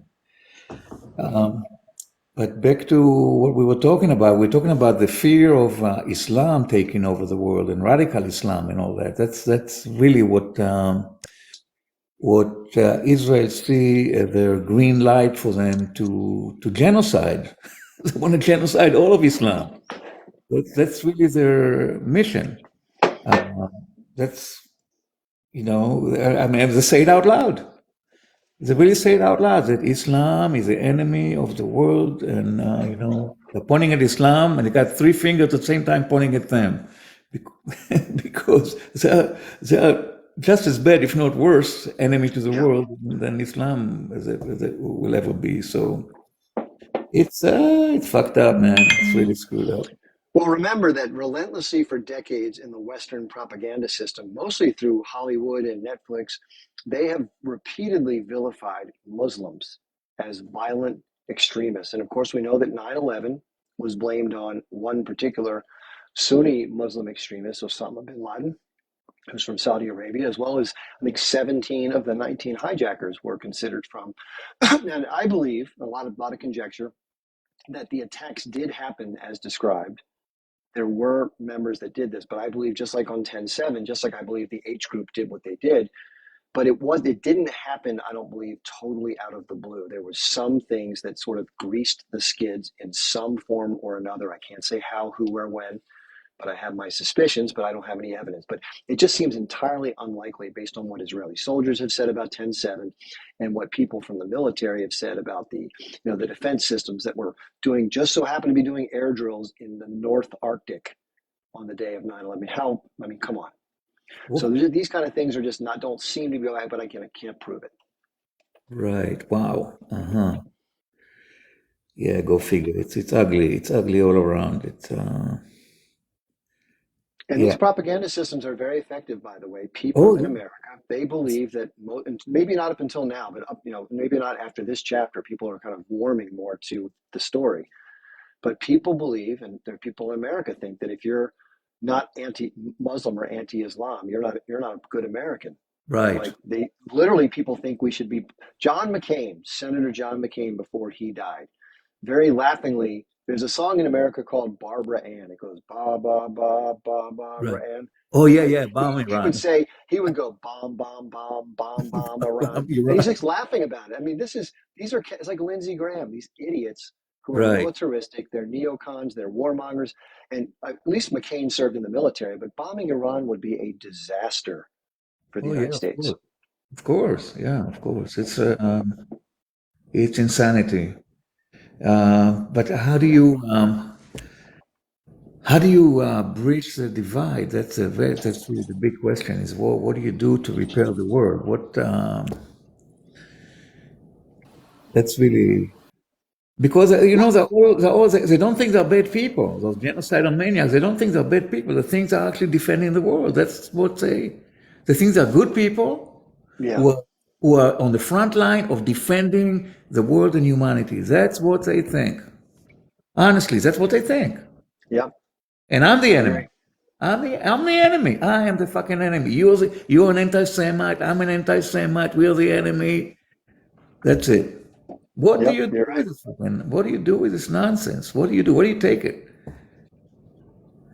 Well, the information landscape is such a big battlefield, and people in America and in the West, we've heard people come on here and say this, that it's all about religion. This is a big caliphate, and all the Muslims want to do is convert the world to Islam. And my dad used to tell me this all the time during the 9/11 region. He said, yeah. And I said, I don't think so, Dad. I think that these people just want to be left alone and do their thing. He's like, no, you're naive. They want to take over the world and convert everybody. I'm like, that doesn't sound right. It just doesn't seem logical. Right. And right. Yeah, it doesn't sound right. It doesn't seem logical. But there's always the question of what if we were right? What do you do with that? And the thing is, fear is used as a motivator for leaders to get their populations to believe certain things and behave certain ways. And fear is a much stronger motivator for people. So, for example, if you vilify immigrants and you vilify a different religious sect as the problem, then everything else can be sort of swept along as long as you're focusing your energies on these so-called threats to your society. And that's what's going on. Hey, Chip. Hey, Palestinian. I'm going to put my input on this. When the age group started in Lebanon, their slogan was the Islamic Revolution in Lebanon. And they were not accepted until they changed from the Islamic Revolution in Lebanon to the Islamic resistance in Lebanon. So even if some Muslim want to convert the whole world, a lot of the Muslim will stand against it. So why even have Muslim in the name? Why not say Palestinian liberation instead of Muslim? Why do you bring the religion into it? Because the minute you bring the religion into it, then they show you, and then the counterpoint, they show you the ISIS atrocity. Look what those Muslims are doing. Yeah, they bring you the people hanging off a train in Iran. See what the Islamic Republic of Iran, how they treat dissent. They hang them off of trains. In Saudi Arabia, they chop their heads off in public. That's what they're worried about. That this type of Islamic law will take over the world. That's what they're worried about. No, it won't happen. It will never happen. Federico, the images are all over the place. They believe it because they see it. It's not that they're imagining it. They're seeing it. They're seeing it on TV. No, you see, this is what a lot of people don't understand. It's not that they saw it. It's what it was put out for them. You know what I'm saying? This is not the things that you see on TV against Islam. It's not the reality. It's Listen, something. It's something that was was put. ISIS a reality, Federico? Was ISIS a reality? Do you believe that 99% of the Muslim believe that ISIS is a product of the United States and Israel? Do I believe that? I believe it. Yes, I believe it So myself. if But you that's if still out there. But it's still out there. Okay, but so look, let me ask you a question. How many attack did ISIS launched against Israel? none, How zero. In many? fact, How many? Israel was treating Okay. the ISIS warriors in their hospitals. I know. So Listen, I know that ISIS yeah, is the creation of Israel. yeah. I know it. I know it. Listen, I know it. Believe me, I know it. Um, I know it. But I think only time can prove otherwise. And I'm telling you, if anybody comes out and say I'm gonna convert the whole world to Islam, I am the one of the first people that will pick up arm and fight against them. And I'm a Muslim. really, Yeah. really, I you'll fight any forced conversion.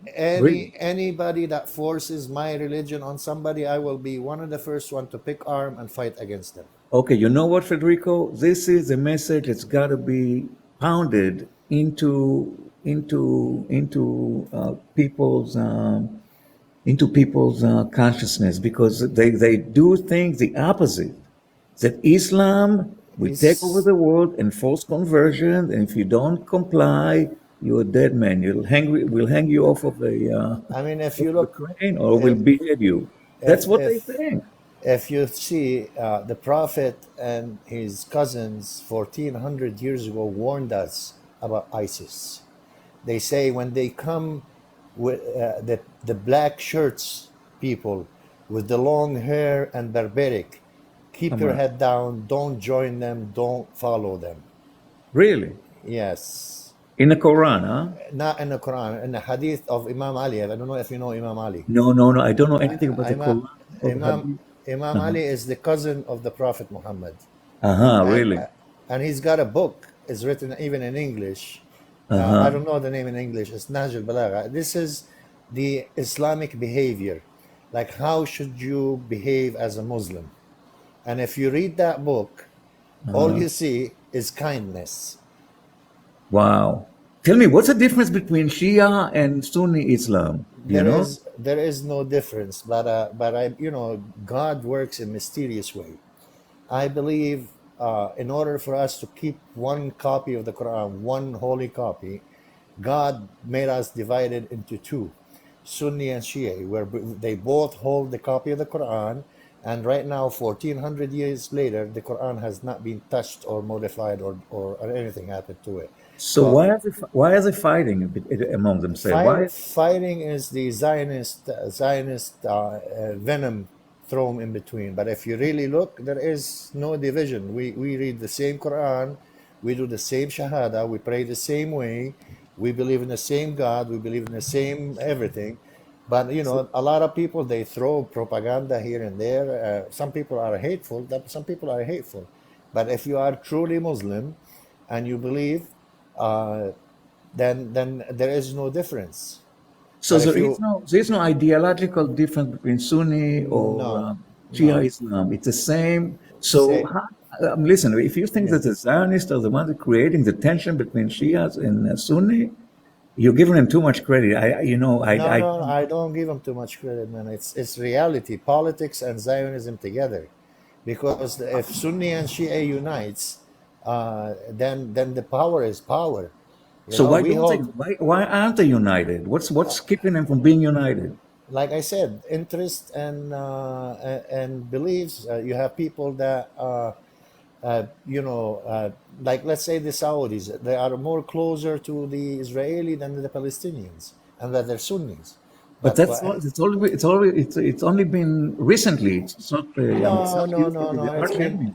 It's Yeah. been a while. All the regimes that they consider themselves Sunnis or Shia, they're scared that if the Muslims unite, then they have no more bread. They have no more what? Bread. They Really? can, yeah. Like let's say in Saudi Arabia, all the wealth of Saudi Arabia, it does not belong to the royal family. It belongs to all Muslims around the world. So these billions and trillions of dollars are supposed to be helping every Muslim on earth, and not only Muslim, anybody that lives on Islamic land. And if you know it or not, you know, social security and welfare and all of that, that was invented 1400 years ago by Islam.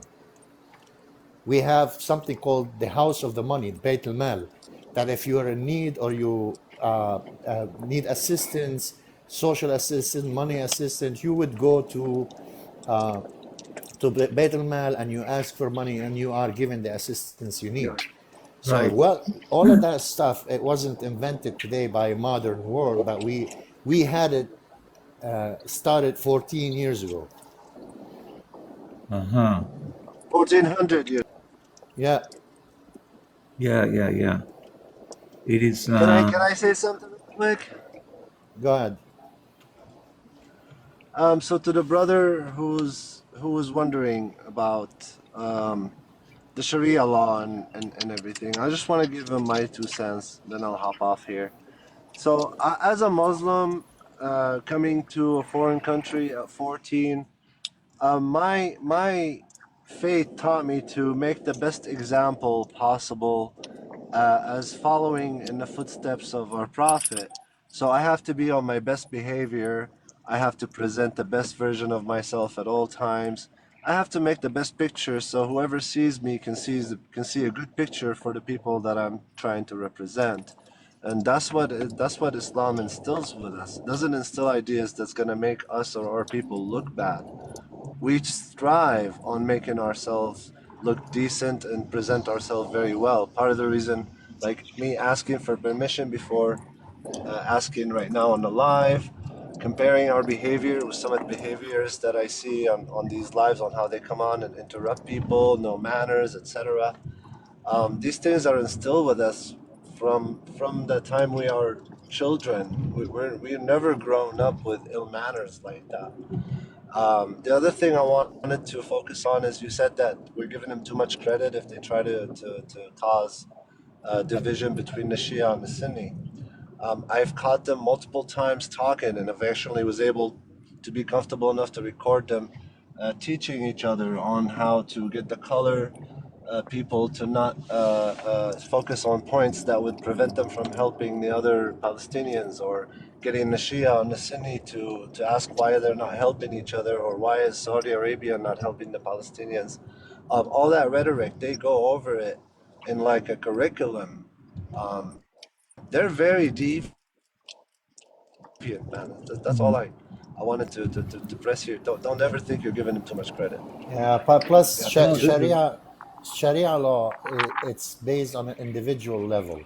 Like my daily basis actions, do I do good deed or bad deed? That's a Sharia law. If I do a good deed, I live by Sharia law. If I do bad deed, then I'm not in a Sharia law.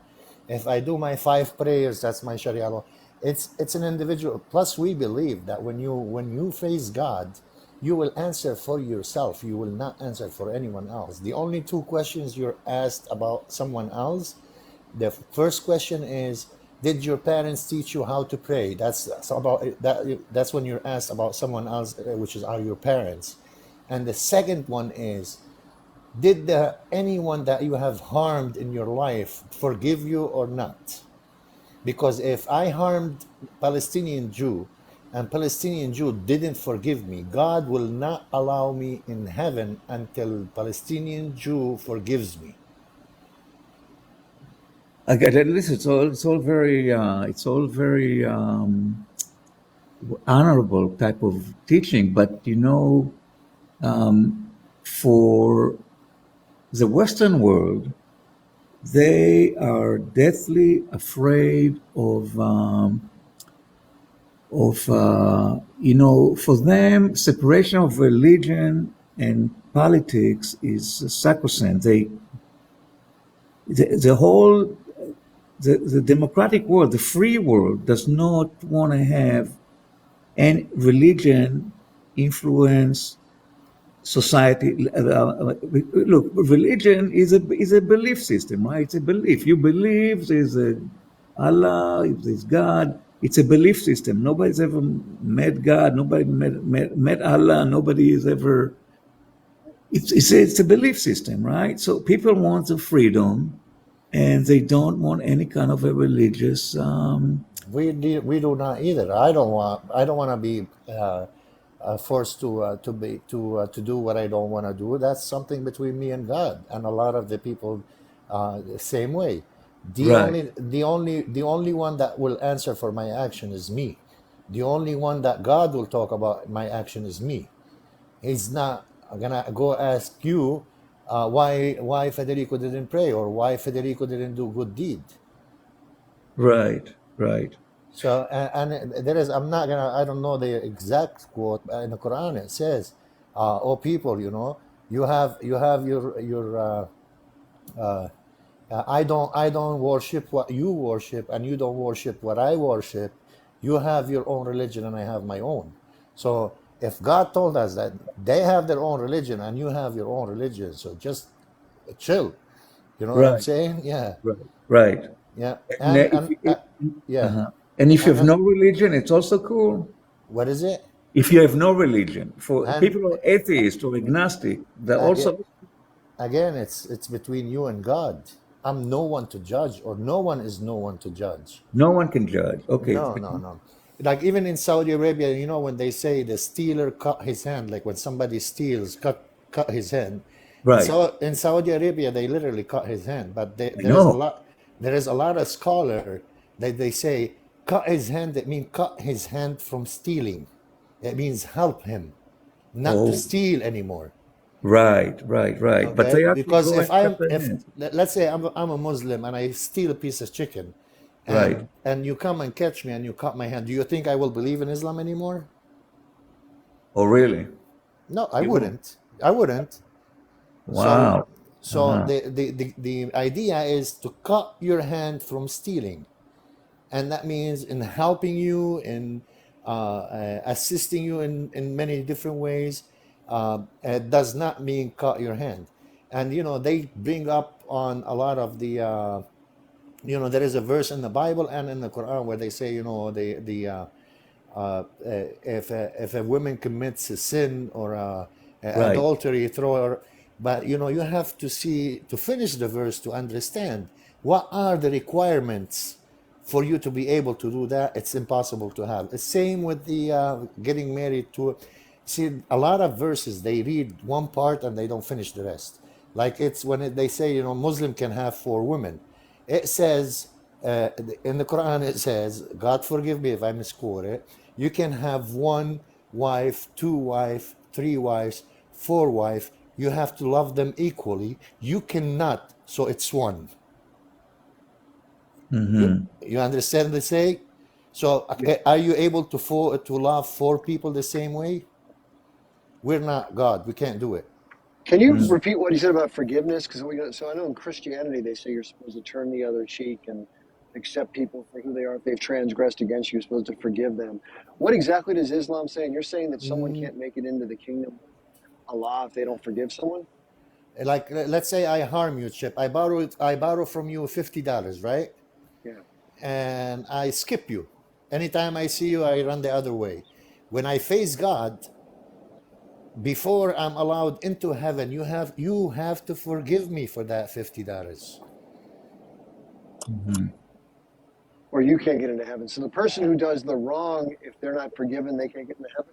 Exactly. That's why before you go to Mecca, when you do Hajj, before you go to Mecca, you have to go around and make sure that everybody you wronged in your life, you make it right before you go to Mecca. Because if you go without doing this, it means your whole Hajj is not accepted. Interesting. Wow. Man, this is remarkable. It's remarkable if when it's And mind you, all that you hear from me, I never studied Islam. I never opened a book. I'll be honest. May God forgive me. I never finished reading the Quran. I read some verses of it, and I was born in the East, but I was raised in the West. So it means all of my life I lived the life that Western people do. But Right. the words you hear from me right now, these are the principles that I was raised on in my household. And these Right. are the principles everyone in Islam raised on in their household. Right. Well, it's yeah. Right. Interesting. Very interesting. Yeah. uh So, And anyways, and by the way, the Iranian retaliation against Israel started. They fired 250 drones. They should be in the Palestinian airspace within 2 hours, and these are gonna follow by a ballistic missile. These drones are to distract the Iron Dome, and the ballistic missiles is to hit the target. that's the So plan. that's what it sounds like. If you know the Iranian how they act, What do you, these drones are to distract and exhaust the Iron Dome.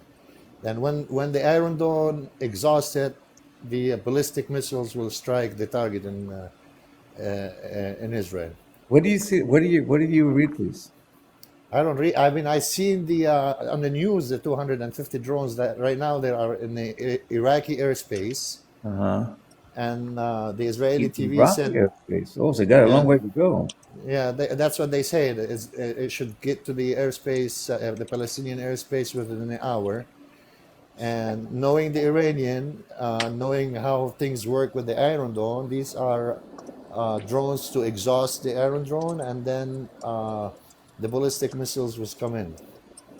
I doubt Let me that. just say that these are the same drones that changed the tide of the Russia-Ukraine war that the Iranians submitted. That's why the U.S. was so upset at Iran, because they supplied the Russians with this advanced drone technology that no one else has. So these aren't little like fly-by-night drones. These are massively well-constructed and well-engineered drones. So they should do a pretty good job of it. You think? So those drones are not even armed? They're just as a decoys? Is that what they are? Yes, sir. Yes, Decoys. sir. They have Decoy. like fireworks rounds. Was that what now? They shoot rounds that are like fireworks. They're duds. So they shoot I like mini see. rockets that will exhaust the Iron Dome's rockets, but they're not rockets with warheads on them, so they're not wasting warheads. Yeah, listen, the Israelis have an unlimited supply of Iron Dome missiles. I don't think. Jordanian airspace is locked. Yemeni airspace is locked. Israeli airspace is locked. So really, so the Jordanians are not shooting those drones down. Jordanian cannot. If the American don't, the Jordanian don't have. Remember, every country that surrounds Israel, it's not allowed to have proper weapon. Like Lebanon, why you think we have Big H? No, but listen, Jordan has an air force. They can dispatch Yeah, a few jets and shoot those drones down. I mean, but do you think Jordan would want to? No, you can stay on it. Yeah. Do stay you out think? of it. You Yeah. know, Turkey said to the United States, "You're not allowed to use my airspace." Turkey. you're right. And Jordan didn't say that. No, the Turkish told the United States if we go to a regional war, the United States is not allowed to use the Turkish airspace. Uh-huh. So Jordan is allowing those drones to pass through, is what you're saying. I mean,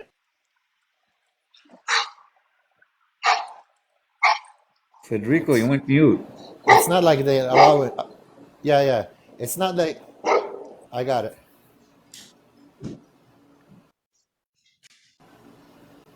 Yeah, it's not they allowing them. They can't do nothing about it because the Iraqis been fighting to. No, look, it's only drones that can be intercepted by Jordan. Jordan has radar systems, they have air force. They can intercept those drones. Did they intercept them in Ukraine? Who?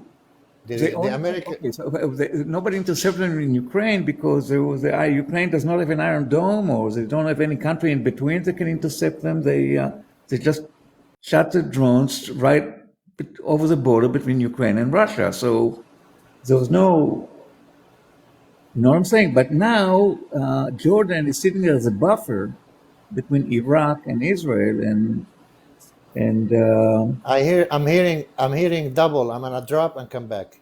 okay. Yeah, Here's the maybe. question: Why would the Jordanians agree to proactively interfere in the conflict between Iran and Israel? because Israel will deem them the enemy if they don't, because they want to avert an Israeli retaliation against Jordan for not shooting those drones down. I disagree. I don't think that's going to happen. I think that they have the right to stay neutral during this particular phase of the conflict. Now, if it escalates, then they have to make a decision as to what they're going to do as far as their loyalties or neutrality. At that point, they might get pressured by the Americans to either open its airspace or participate in the whatever part of the conflict unfolds. But think about it right now. Why would the King of Jordan do anything right now? What would benefit Jordan right now? What the benefit is to avoid a war against him. Well, why would they attack him if he didn't interdict in the air? Because because he could very easily choose to close the airspace, just like Turkey did. Say no, you cannot fly. He already did. Who, Jordan? Jordan's already closed their airspace right now. Yep. So how comes they're not interfering then? If they close the airspace and the drones are still flying through there, why don't they shoot them down?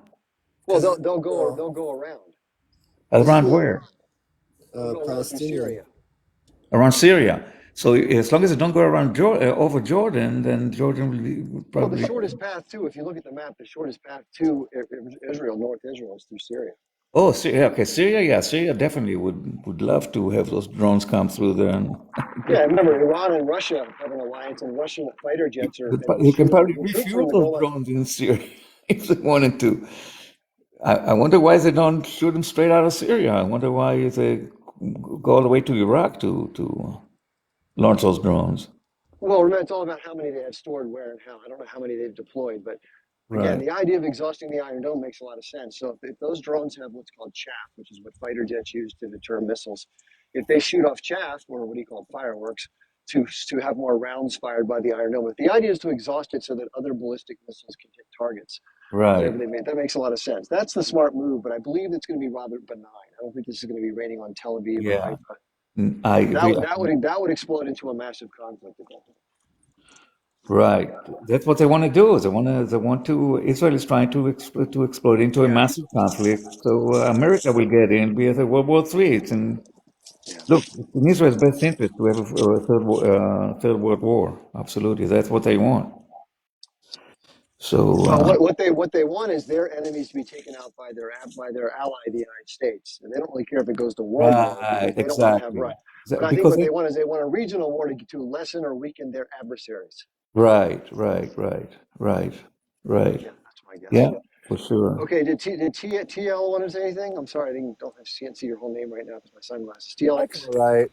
I came back because I wanted to say something on an earlier subject, but we moved on to the striking subject. So, but that's okay.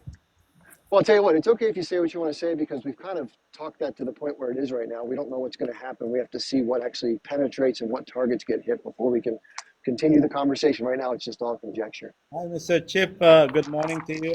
I'm calling from the beautiful city of Las Vegas. I'm here to say hi. Well, hello. Nice hello from Las Vegas. I used to live there for about a year. I played blackjack professional for a year. Hey, I'm in Vegas. Okay. I'm here to respond to Palestinian Joe, because he has a question regarding what is the difference between Sunni and Shia. Okay. If you want, I can explain it to you. I'm not a religious scholar, but I want to give you just a brief insight into the Sunni and Shia. What I'd like to find out, if you don't mind, is how historically did Islam begin, and did it start one way or the other, and how did it divide? That's what I'd like to find out. Okay, how did it started? I'm not a historian, I'm not a Zio, and I don't claim that Palestine has been there for 4,000 years. Let me come to the preaching part. So we as a Muslim, we believe that there was 122,000 prophets came to the earth. That the last prophet was Prophet Muhammad. So we're going to talk about the difference with Shia Islam and Sunni Islam. So I want to go deep into detail about this, explaining. So what basically happened is that we're talking about the succession.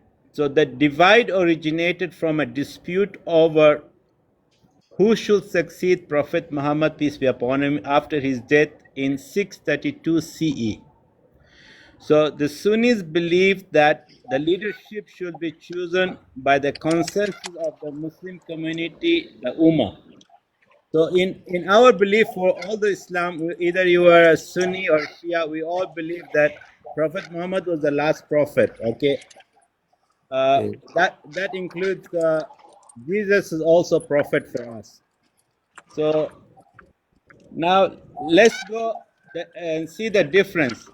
So with the Muslim community as the Ummah, the leading of the election of Abu Bakr as the first Caliph, Shia Muslims, however, believe that the leadership should have remained within the Prophet's family, specifically through his cousin and son-in-law Ali ibn Talib. So what happens is in the Sunni and in the Shia Muslims, the only difference is that Sunnis believe that Prophet Muhammad was the last prophet and there it stopped. But in Shia, what we believe is that, like, I'm a branch of Shia too. So there's supposed to be 72 branches as per the Holy Book Quran. It says that in Islam there will be 72 branches. So only Shia and Sunni is not the one. There's many more. So the minority one, there's also within the Shia, there's also minority too. So just to let you know that everyone in Sunni, mostly Saudi, they all believe in the Sunnah, which is the Prophet saying whatever was in the Hadith. With the Shia Islam, we believe that after Prophet Muhammad, his son-in-law Ali, and then Imamat started, Imam. So the Imamat started, so Shia people believe that it continued till 12th Imam. You guys are getting my point or no? Kinda, maybe. I'm not. I'm Well, not so- let me. This is probably more important to the audience. What is the difference in terms of the practices, and why would one group necessarily want to harm or not be cooperative with the other? How about that? Okay, that's what I'm telling you. It's the belief system. So the belief system is the faith. Like, you know, how is the preaching? So it was created later on. There was no difference in the beginning. It became politicized recently, so people created it politics. So now majority of Shia people live in Iran and the Sunni live in Saudi Arabia. So the difference is, even when you're practicing your prayer, you know how to hold your hand, like how you're supposed to stand when you're praying. Even the small things count. So in Shia Islam, you can keep a short beard, and in Sunni, you can keep a long beard. So these are small interpretation. And as a modern person, if someone is going with science, those things really don't matter because we all believe in the same book. Yes, there is branches. There's going to be 72 branches of Islam. So let me show you. Are Palestinian Muslims, are they one or the other or a mix, or what are they? No, Palestinians are majority Sunni. They believe that Prophet Muhammad was the last, and we all believe in the 5 pillars of Islam. That's fine. But then surrounding, like if you look at Lebanon, Syria, Iran, some part of Yemen, some part of Pakistan, or Shia people too. So Shia's interpretation is more like they believe in the family of the Prophet.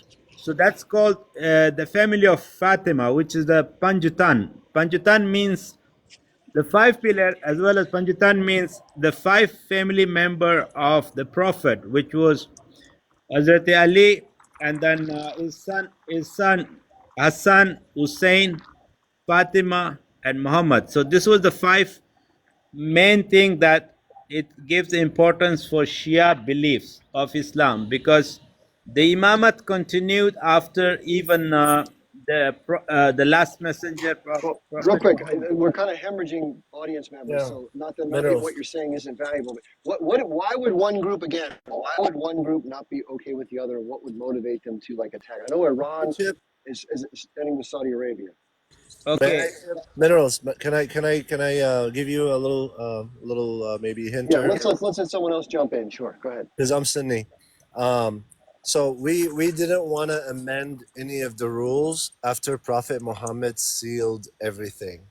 And some of the amendments that came out after from the lineage part, which is basically by following the family, some of the amendments were not okay with some of the close followers that were Sahaba, like were real good close friends with Muhammad.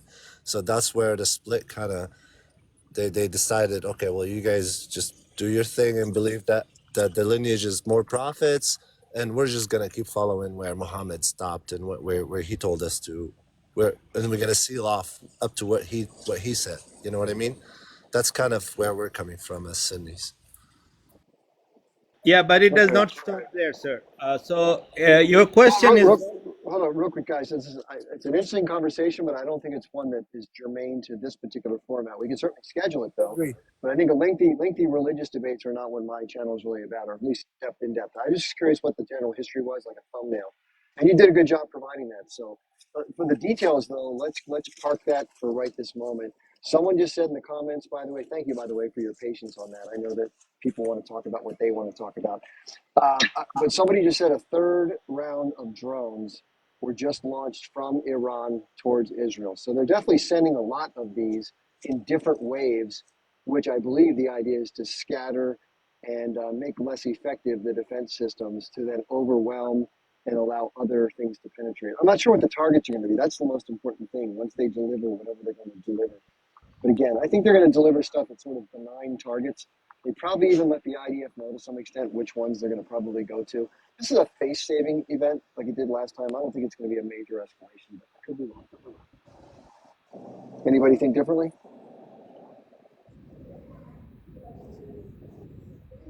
Anybody? Anybody? TLX, you think anything differently or no? Honestly, Okay. I'm just not very well versed on that type of discussion. No worries. Not a problem at all. Federico, did you want to weigh in on that or no? About the targets, you mean? Yeah, about what do you think? Is it going to be a major escalation or is it going to be more of this That face-saving is sort of minimal? that is all depends on the United States. Iran made it clear.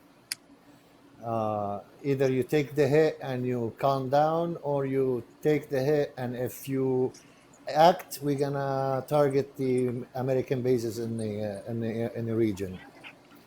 But again, the Israelis are unpredictable. They would want a regional war. My assumption that they're gonna retaliate against Lebanon, and that's when the regional war is gonna start. Yeah, a lot of people in the chat earlier were rooting on Iran. I guess there's a lot of people who are kind of want to see Israel sustain some sort of backlash from all this we've been watching, which I think is understandable. But the other thing I would caution people on is that if there is a regional war, it is not going to help the Palestinians in the short term. It'll make getting aid in that much more difficult, and it will cause a lot more suffering in the short run. In the long run, it may change things if the dynamics of the power struggle changes. But that we're talking about several years in that case, probably, barring a nuclear conflict. Yeah, Chip, you have to understand that Iran and its, I'm going to use the term that everybody uses, and its proxies, they've been preparing for this war for a long time. Yes, I agree. And the plan is to be fast and effective. And that means if a regional war starts, it means matters of day, the state of Israel will be dismantled. Either World War III or the state of Israel will be dismantled. Well, they have a doctrine that if they're threatened, if their very existence is threatened, they do plan to unleash their arsenal, which is extremely dangerous. So I hope you're wrong about that. I don't think damage being inflicted on the state is out of the question. I think threatening their existence would be a very bad thing for the world.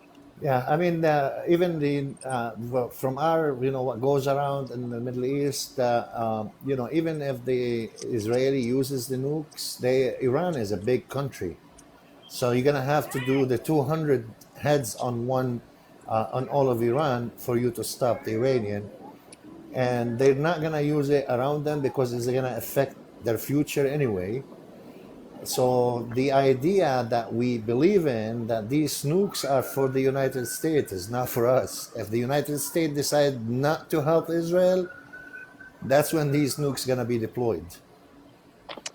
Yeah, we'll see. Someone just said in the comments that a series of drones have also been launched from Yemen, I guess presumably by the Houthis.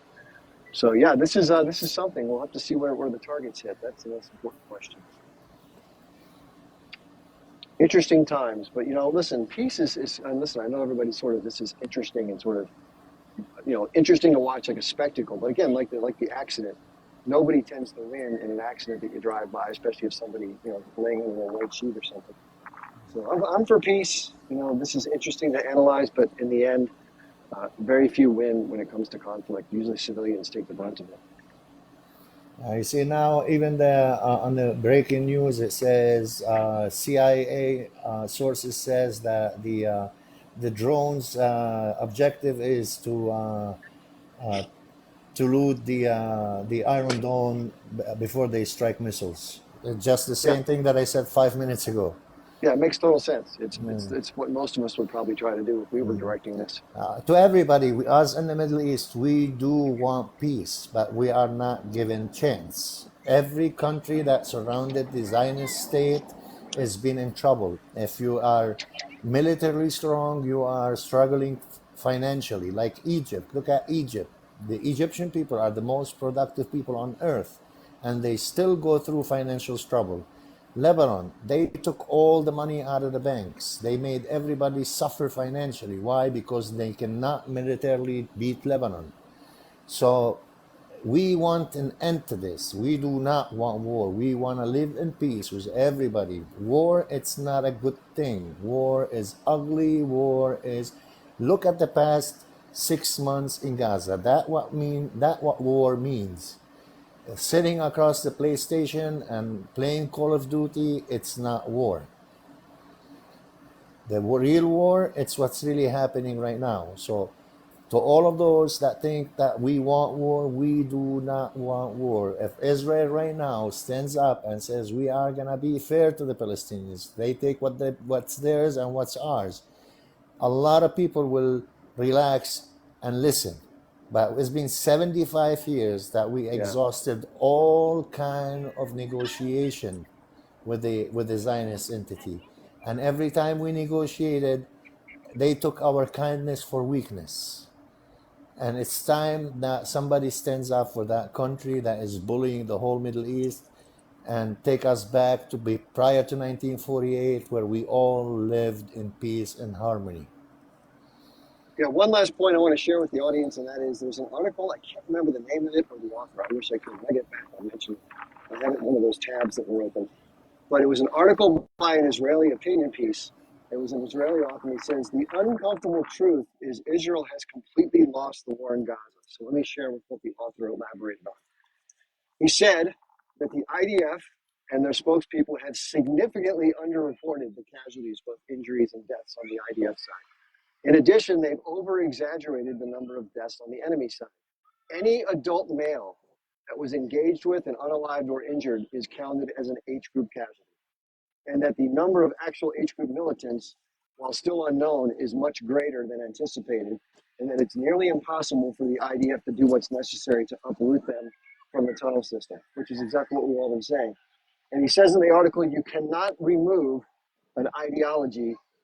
So there will never be the way to defeat the enemy inside of Gaza. And that's why Israel's going to have a really hard time prosecuting. And he said what they've done instead is massacred civilians because they can say they're doing something militarily against the enemy and get away with that, which is ethnic cleansing.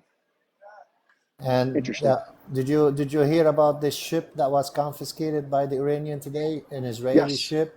Yep. Okay, that ship had plenty of weapons. Cruise missiles, Tomahawk missiles, and now they're all in the Iranian hands. Yeah, interesting. That's good. That's a good thing. Now, the other thing I've heard is there's some talk about, I haven't heard the details, but on April the 15th, this was floating around on TikTok. Some of the pro-Palestinian live hosts were showing a banner behind them. Abdu had this up on his page. There's some kind of mass event taking place. I don't know if it's a strike or a boycott or both. But people should keep their eyes out for that. So if you have time on April 15th to participate, just kind of mark your calendars now, just in case. And then the other thing is, the Americans right now, they're in this huge political debate over how to deal with Netanyahu. And it's never happened in the history of the conflict that the American leadership, the senior leadership, has called for the prime minister of Israel to step down. This is a big deal. So they've become very vocal about it. So is the Israeli public. I think Netanyahu's days are definitely numbered. But I don't know how soon he's going to try to relinquish power, given how self-serving he seems to be. And there is a prophecy, an Israeli prophecy that says that the last ruler of Israel that would be Netanyahu, and then the Messiah will come. And the same prophecy we have it in Arabic. Netanyahu, in if you translate it in Arabic, it means Ata Allah. It means the God-given. And the prophecy that we have, it says the same thing, that Atallah would be the last ruler of the state of Israel. Interesting. And for those of you who don't know, Benjamin Netanyahu grew up in Philadelphia, Pennsylvania, the east coast of the United States, and his family is all from Poland. And they have the real last name is something that ends in SKI, which is a Polish designation. I was going to say, So- that's not his real name. He's probably following the Quran and did it on purpose. Well, I don't know about that, but I do believe that he has a bigger plan. I know he's a committed Zionist, and like we said before, Zionism has nothing to do with indigeneity or being from the region. There are Jewish people that are from the region, but it was all hijacked in the name of this expansionist project. And again, the influence around the world in the United States is undeniable, and so who knows? I don't want to start spreading I mean, conspiracies. for all the Zionists on here, you guys should know that Benjamin Netanyahu's son is in Miami on the beach right now. Yep, it is indisputable. Mr. Chip, you mind, sir? You did not let me finish. I wanted to clear the concept. If you give me only 2 minutes, it will be nice for you, so you can have a clear concept that how Sunni and Shia been politicized in Iraq. And Hold on, one sec. The only reason I mentioned what I mentioned to you is not because I didn't want to let you finish. I don't want to learn about it. It's that the audience went from 146 down to 96 during the time you were talking about it. So people don't want to hear it, at least not in this audience. So that's okay. No, I'm not saying it's not interesting and you don't have knowledge.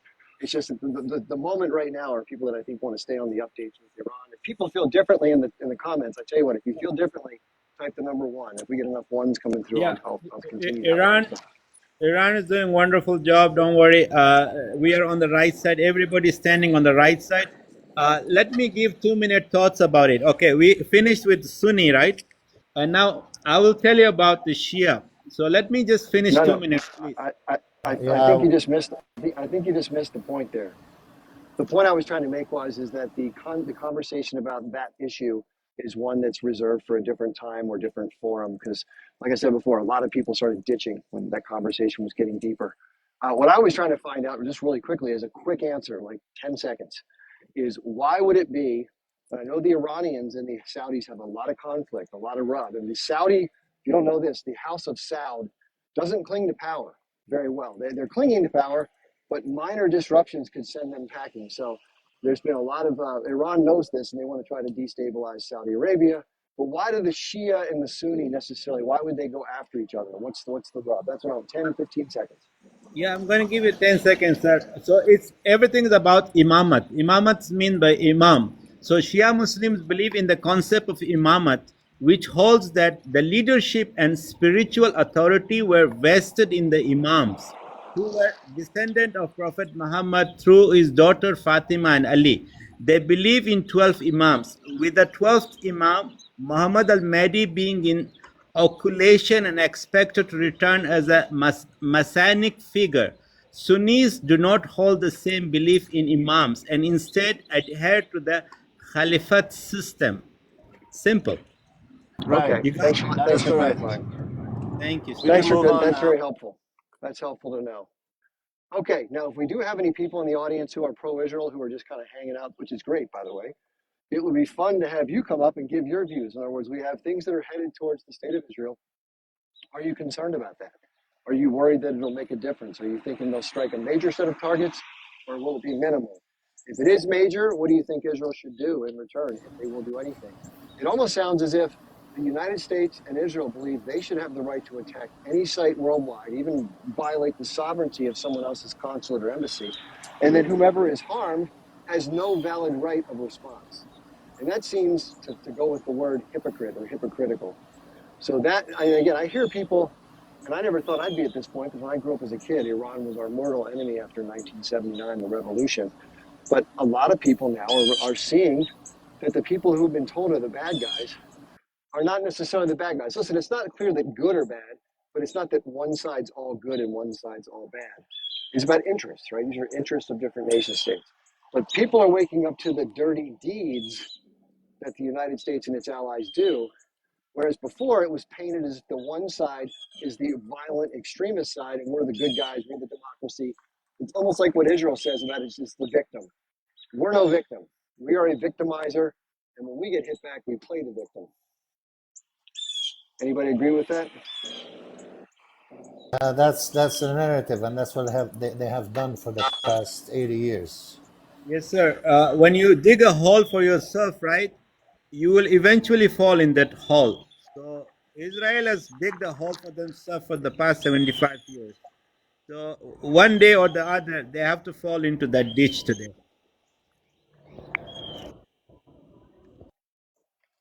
Okay, so I think we've talked our way around this. Hopefully at some point we'll have an update. What I'm going to do right now, just so you know, is that we've talked around this as much as we can until the next set of news breaks.